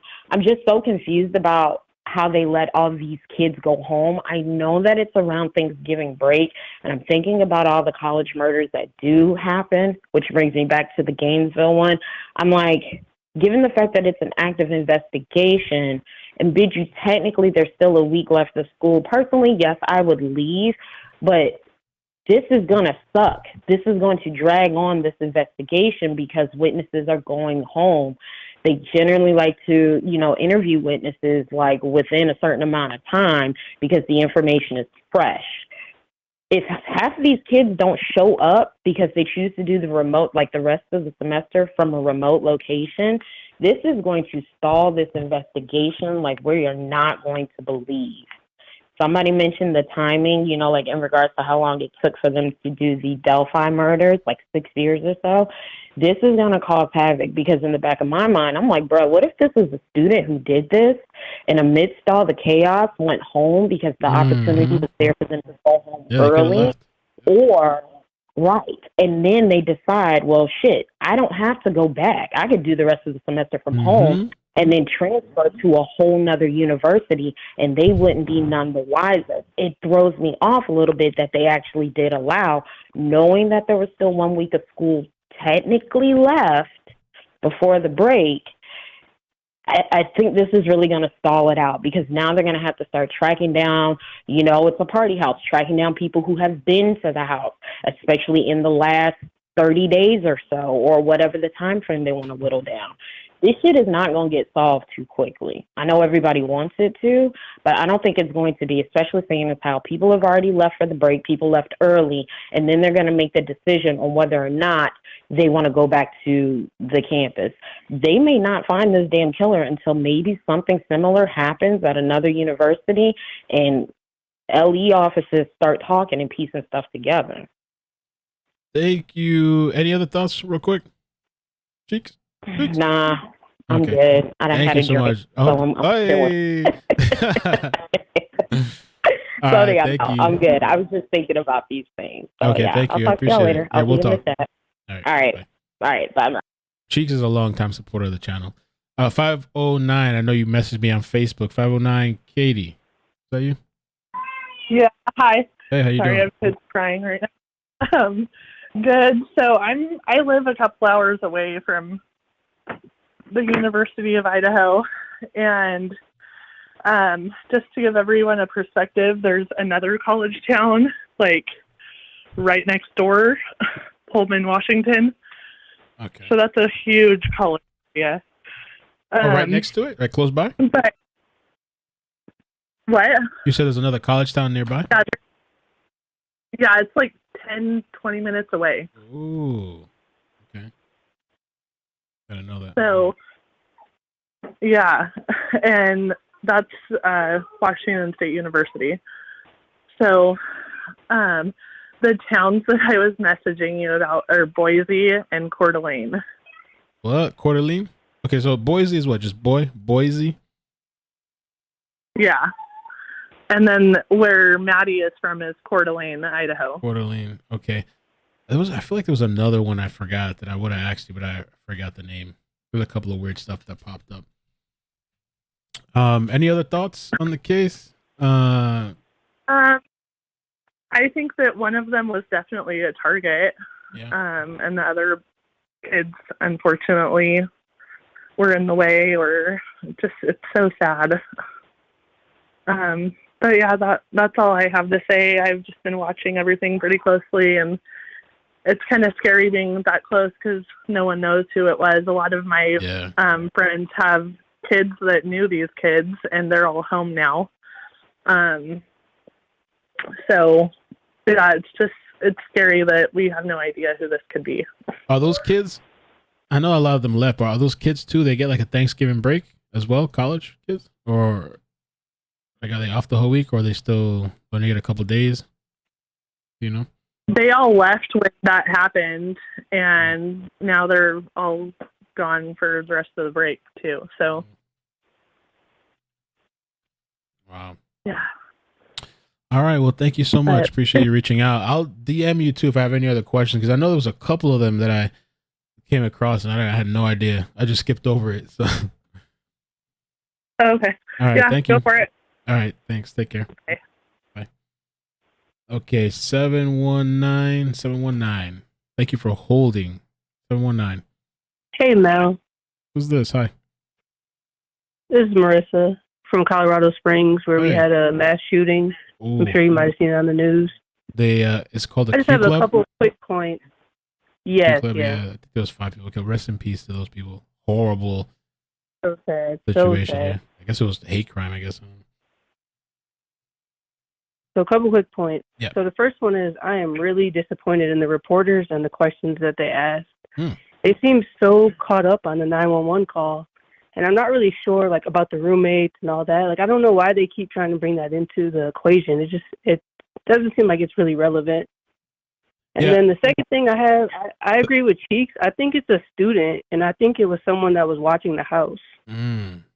So I think with the law enforcement letting the kids go home, or I guess the college, I think they're going to have a really hard time tying stuff together, because I think it was someone that was close to the area, because one, they brought a large knife. You don't just walk around with that. And two, it seemed like they were somewhat familiar with what was going on in the house. And then my third point is, I think that when everything's said and done, that there is going to be one victim that had a lot more stab wounds than the other victims. So I think that it was one individual that they were really targeting. I'm not sure why they left those two roommates downstairs, because if they were watching the house, they would know that the two roommates were there. But I think that there is going to be some evidence that one of the victims had a lot more wounds than the other ones. But that's all I have. Those are my comments. Thank you so much. Appreciate the call. Thank you. Thank you for holding. I guess that's it.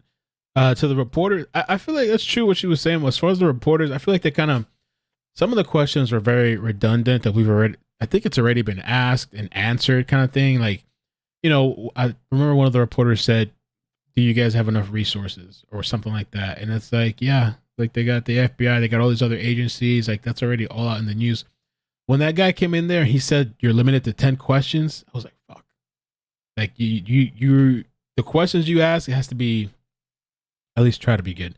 That was one of the questions I thought was kind of a waste. There was another one that, I don't know. I feel like there's another two of them. I wish they would have got to ask about the mutilation. I wish maybe they would have asked more specifically about the call thing, about clearing this other guy, the ex, which it seems like maybe he is cleared. I'm not entirely sure. The verbiage was kind of weird. And one of the callers, Annalise, brought up a good point about the whole, we're very focused on Maddie's and Kaylee's before they got murdered, what happened, but we not really what happened at that frat party with Ethan and Xana. All right, let me take the next call. We got to get through these calls. 484, how you doing? Where you calling from?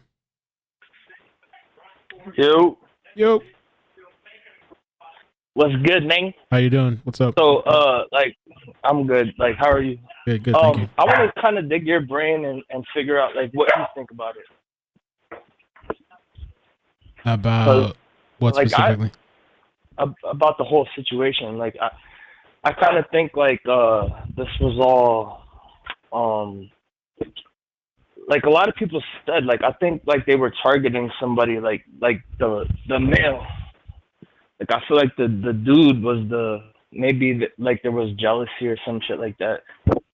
And somebody liked maybe somebody and couldn't, like, be with them. So, like, maybe, like, that was the target. So. Yeah, I mean, I feel like. And then, like, also. Oh, go ahead. I'll tell you after. Go ahead. Yeah, go ahead. No, you go ahead. Well, just to what you were saying, I just kind of.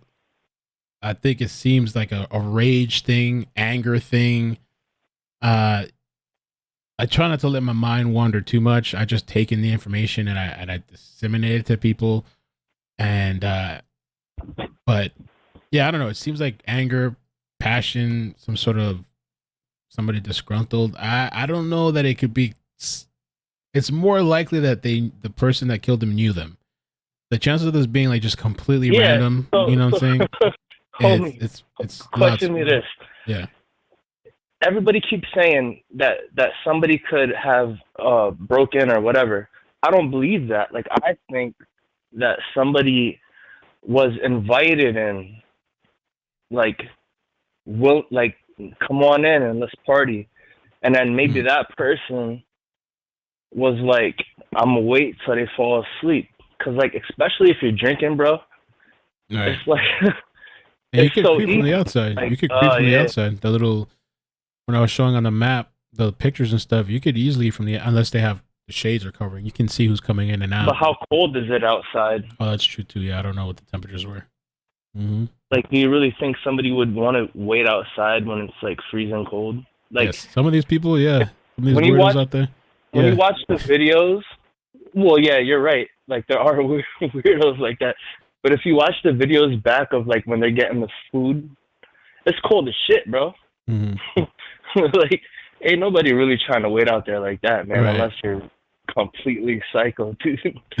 Like, I can't understand how anybody would, like, even do that. Like, it's fucking nuts, bro. Nuts. Yeah, I tend to lean that it's like something personal. I mean, it could happen. It could be that it's completely random or whatever, but I think that is more like something definitely on a personal level. Personal, 'cause, like, how many people get rejected all the time, Mm-hmm. and they're like, I can't. I've dealt with it, and thank God, like God has blessed me with the ability to like be like, shit happens, bro. Like, Yeah, some people don't get process through that. it, you'll be all right. Like some of the people incels too. can't do They're just that. angry. Some of those guys are just angry. Yeah, some Like- people don't know how to take an L. They're just angry and fucking all kinds of shit. They don't know how to Yeah. take an L. Listen to this, bro. Like, you're right 100%. Some people do not know how to take an L. And it's like, I can't lie, I've dealt with it. Like, and it makes you kind of upset, but at the same time, there's something inside of you that you're like, I would never go to that level of craziness. Like, that is pure crazy. And then, like, all that blood leaking through the fucking floor, dude, that's trash. Like, nah. And now they're saying supposedly that it's that it could have been oil or something, or I forgot one post that I found. Some It guy was saying- oil or something. Maybe it was doo-doo. But there ain't no fucking blood leaking through the floor. But thank you, man. I appreciate the call. Like, seriously, think. Yeah. All right. But, like, 1 second. Think about it. Like, would blood leaking through the floor, that sounds like something somebody would say to, like, get more views or some type of stupid shit. Probably. But, all right, thank you, man. Appreciate the call. Take care, man. Yeah. All Love you, man. Thank you. Love you too. All right, let me get these other people. They've been holding for a while too. 3 more callers. 949. How you doing? Where you calling from? No, what up? It's Joe from Austin, Texas. What's up, man? Welcome. What are your thoughts? So, a couple things. Yeah. So I think that the target was definitely on the third floor, right? So it was one of the two people on the third floor, because otherwise you're not gonna go to the third floor if you already took care of the target on the second floor, right? Right. So that's one thing. So you think like the next thing he is had to eliminate or kill the people on the second floor, I guess, to get to the third floor is what you're saying. Yeah, or potentially that there were multiple people that they were targeting, but I think if it was one specific person, which based on the press conference and previous statements, they think it was a targeted thing, that you're looking for somebody and that's what you go to the third floor for. Right. The next thing is, the roommate phone call thing just does not make any sense. Because somebody's going to show up the next day and then call on the roommate's phone. That means that they have to go and either wake the roommate up, or the roommate was already up and they just haven't called anyone, and then they're not going to use their own phone. It just seems a little weird to me, and the fact that they're not releasing any information about who specifically made the call, but just whose phone the call was made from. Does that seem weird to you? A little bit. I mean, unless they're trying to unless they're concerned about like people hunting this person down. But I think one of the reporters asked if the 911 caller, do they believe it's the killer? And they said no, I think. So I guess that kind of clears that out, but it's still, and you got to think about it. They're on the first floor, so they could easily just walk out the door. The crime scene was on the second and third floor. So, I mean, I don't know exactly what happened. Did they go up and walk into the crime scene, or did somebody go to the side sliding door and then notice? I still don't understand why they used the roommate's cell phone to call. I mean, I don't know if it was the roommate shocked and somebody else had to call for them. Did they run outside and somebody? I don't know.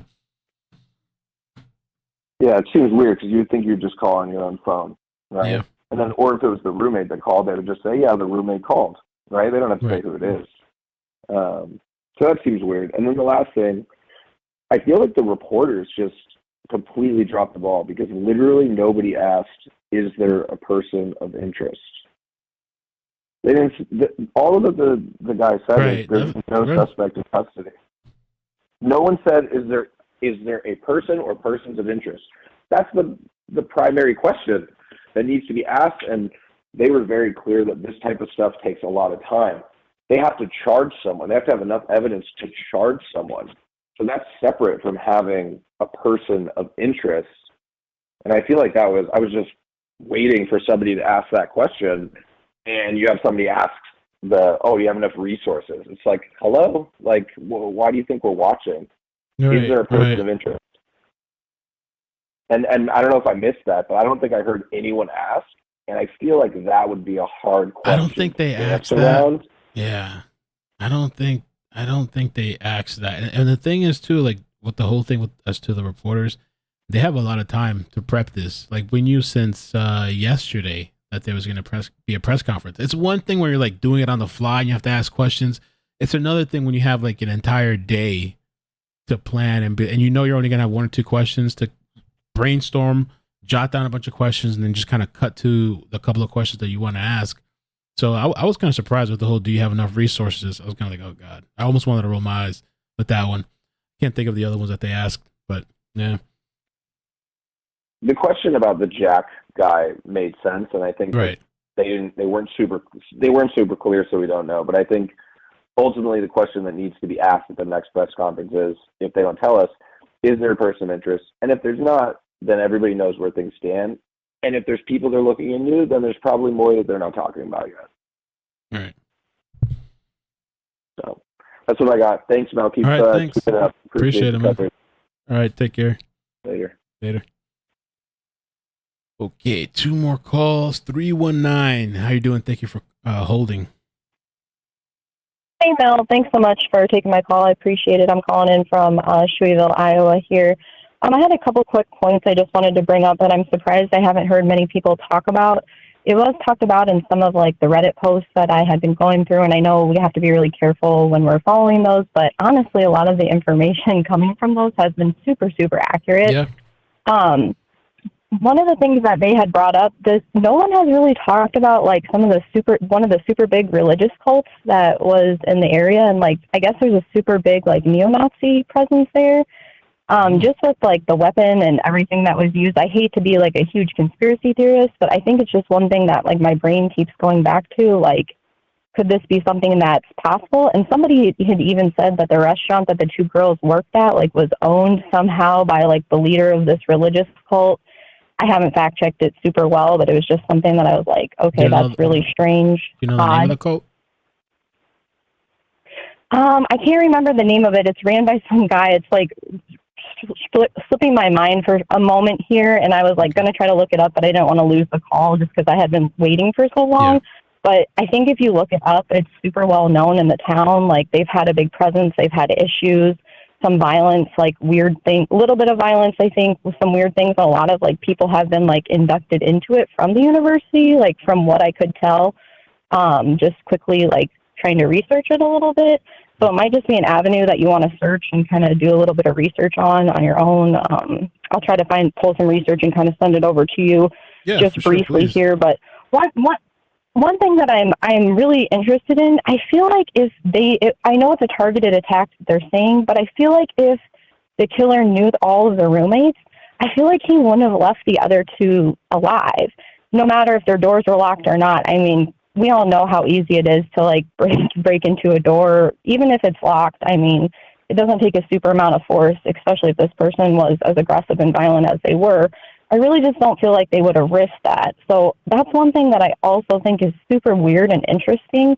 Like if they would have known them specifically or been targeting somebody in the house, I just find it odd that they left the 2 other roommates alive, even though their doors were locked.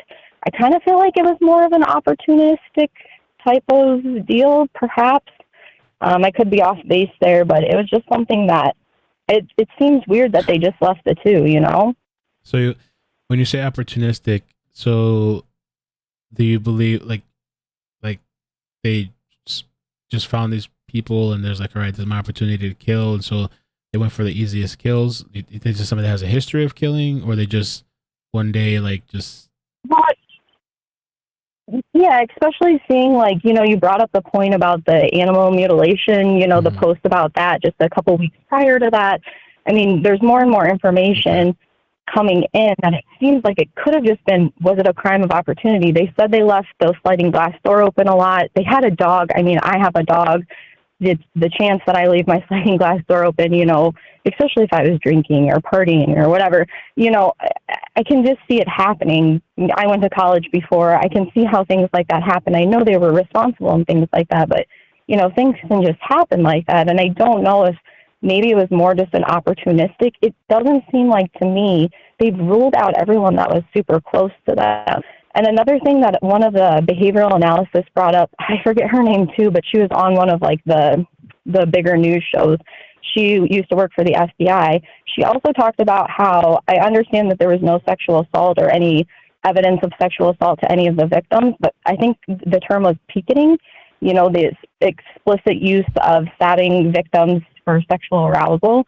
It seems like this was somebody that knew what they were doing. I don't believe a college student would go and stab these people and know how to kill them this effectively, this quietly, this violently that they did, you know, a first time kill. It really seems like someone that knew what they were doing, especially the weapon that they used.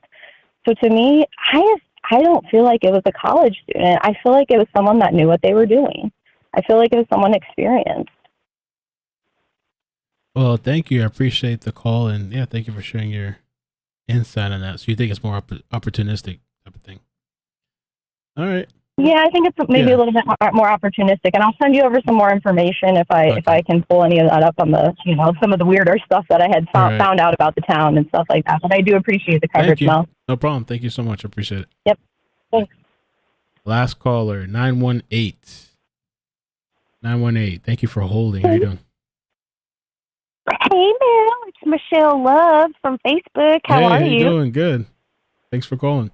Good. Hey, it's going good. I'm in Tulsa, Oklahoma. I'm on my fifth day of COVID. Yay! Oh boy! And, you all right? You made it all right? I know.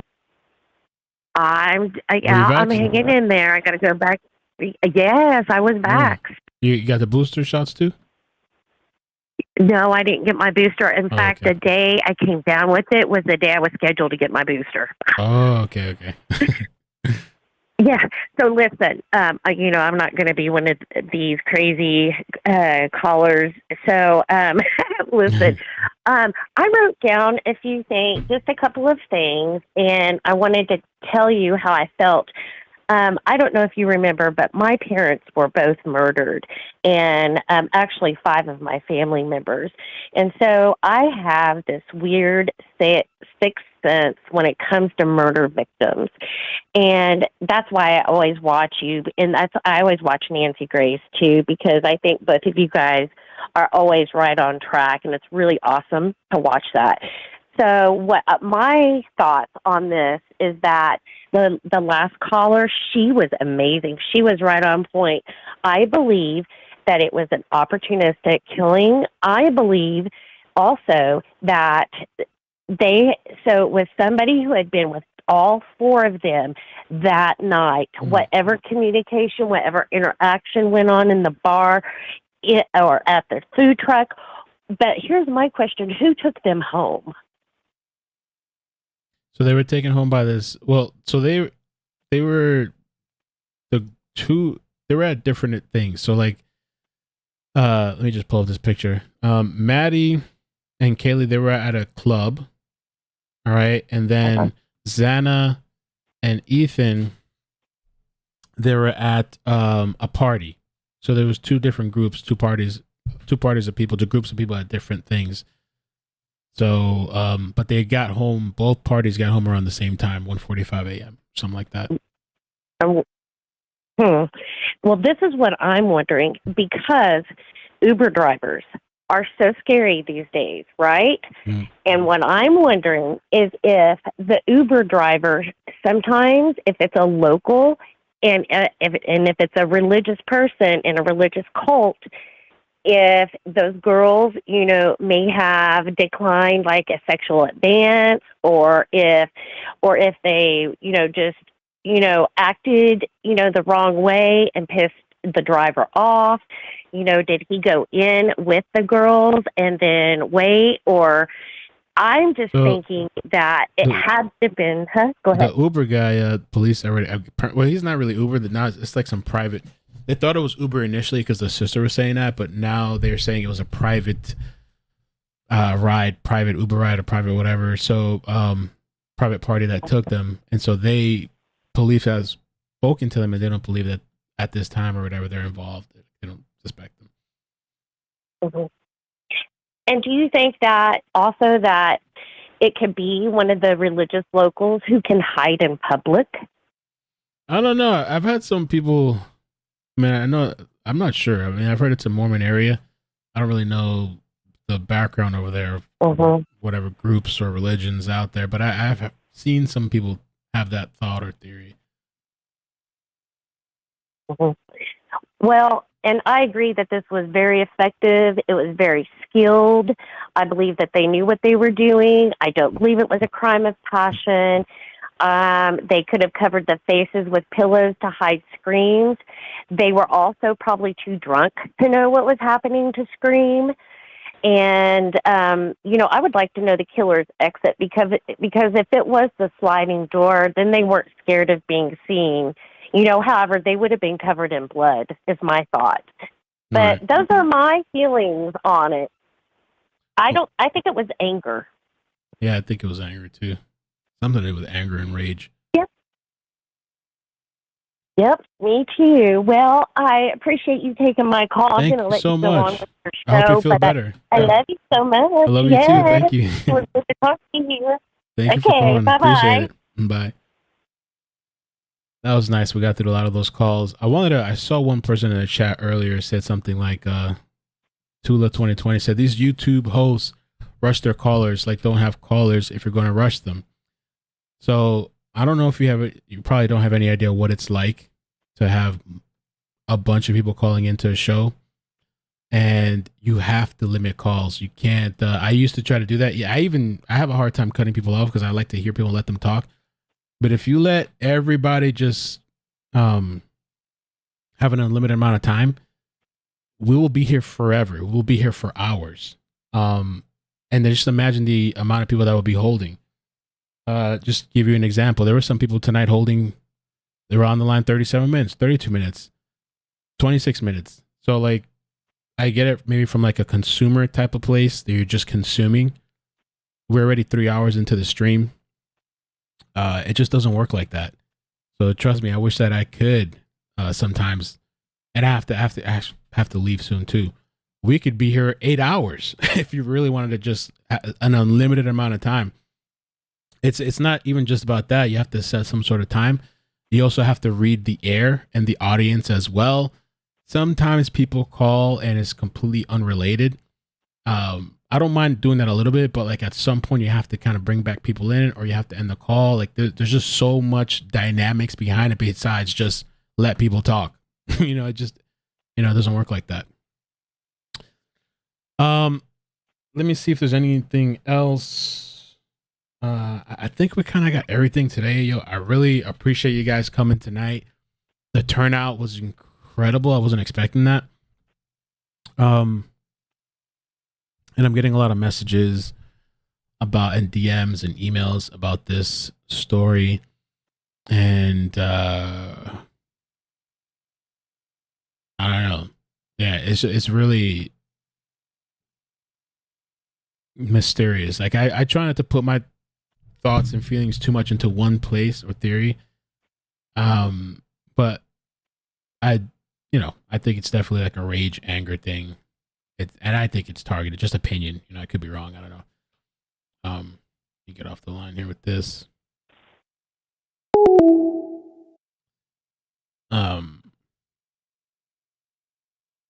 me get the super chats real quick too. LL says, here's to mental health. Thanks for the videos. Thank you, man. Oh, that was 20 hours ago. I read the wrong thing.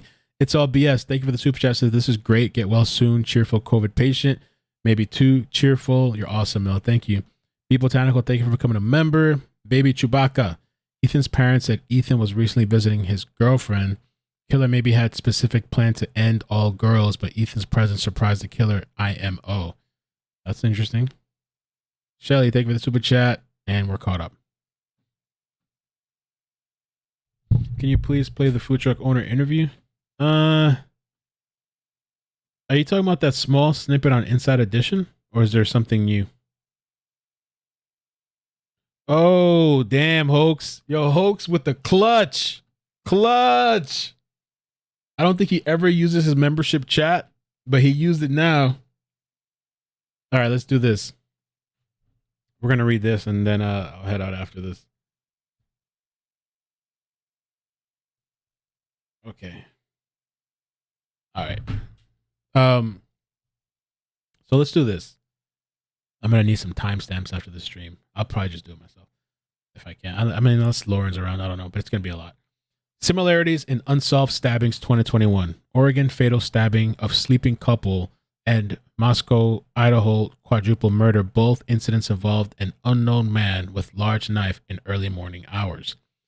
While detectives continue piecing together details involving a quadruple murder in Moscow, Idaho on November 13, individuals online have brought up a similar stabbing case that took place in 2021 in Marion County, Oregon.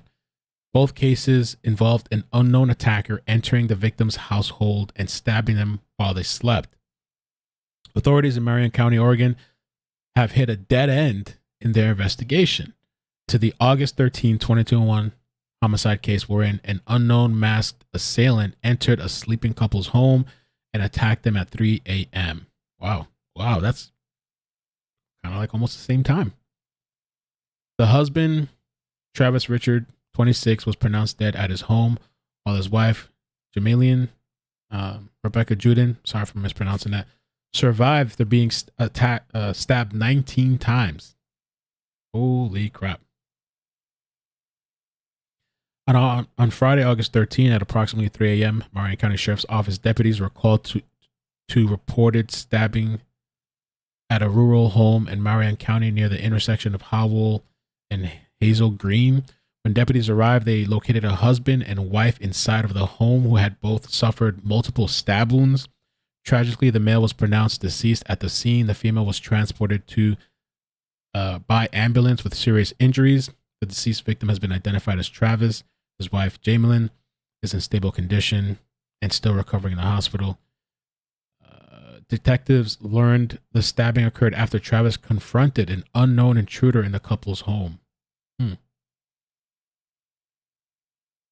Striking similarities in both incidents have sparked the curiosity of online sleuths, such as both incidents taking place in rural areas, both incidents taking place in early hours of the morning, both incidents involving victims who were attacked while they were sleeping in their homes. Below is a map showing the locations of both incidents. On the right is the location of the Moscow, Idaho murder scene where 4 University Idaho students were murdered. On the left is the location of the Marion County, Oregon incident where both victims were stabbed as they slept. Oh, it's 8 hours away.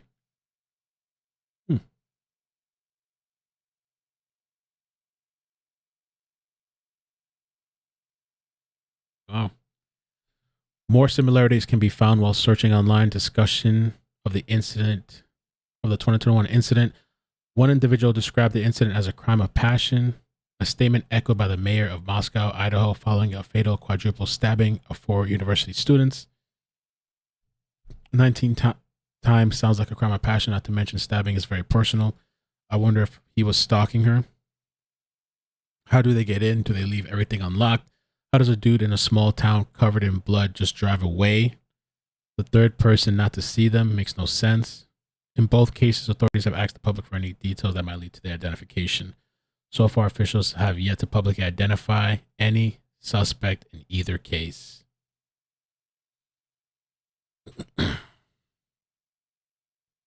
Okay.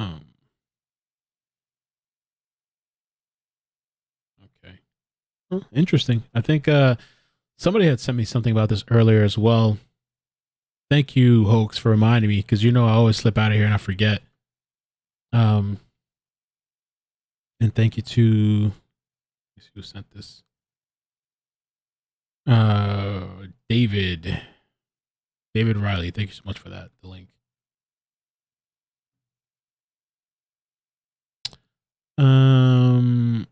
Mel Tawana DM says, Mel, I have to correct you. Ethan and Xana were only at the frat party for an hour. There is a 4 to 5 hour time frame where the whereabouts are unknown. If that's true, it's possible, but I'm going off of the time based off of the cops. Now all I said is that they got back home at the residence at the same time. This party with Ethan and Xana, I guess this means between 8 and 9 they were at the party. I took this as they arrived between 8 and 9, but maybe it's that they were only there for an hour. Maybe that's what you're saying. Let me see. Frat party for an hour. So there's a 4 to 5 hour time frame where their whereabouts are unknown. Okay, so that's possible. I was just saying that they got both the parties got their home at the same time. Ethan and Xana and Kaylee and Maddie. But that's a really good point you bring up.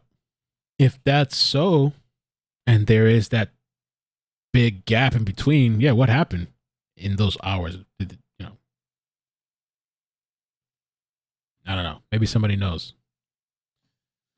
So the suspect could be someone from where Xana and Ethan were. I personally think it was one of Ethan's frat brothers. Oh.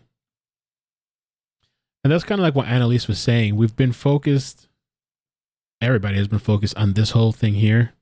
Kaylee and Maddie, the corner club, the food truck. But we really haven't looked into, it doesn't seem like much into what happened over here with Ethan and Xana and this party, Kai party. So thank you for the DM. Let's see what else. Oh, dude. It's All BS says, rest in peace, Green Power Ranger. Yeah, I heard about that. I used to watch that show when I was a kid. Passed away, I guess today. Green Power Ranger.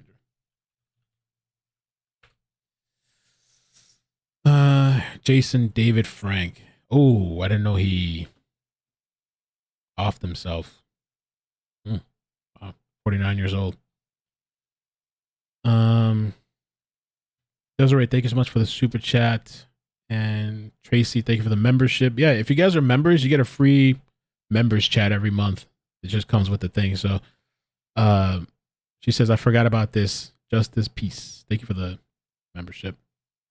It's All BS. This is great. Get well. Oh, yeah, I did that already. All right, I guess we're done. Thank you guys so much again for coming through for this live stream.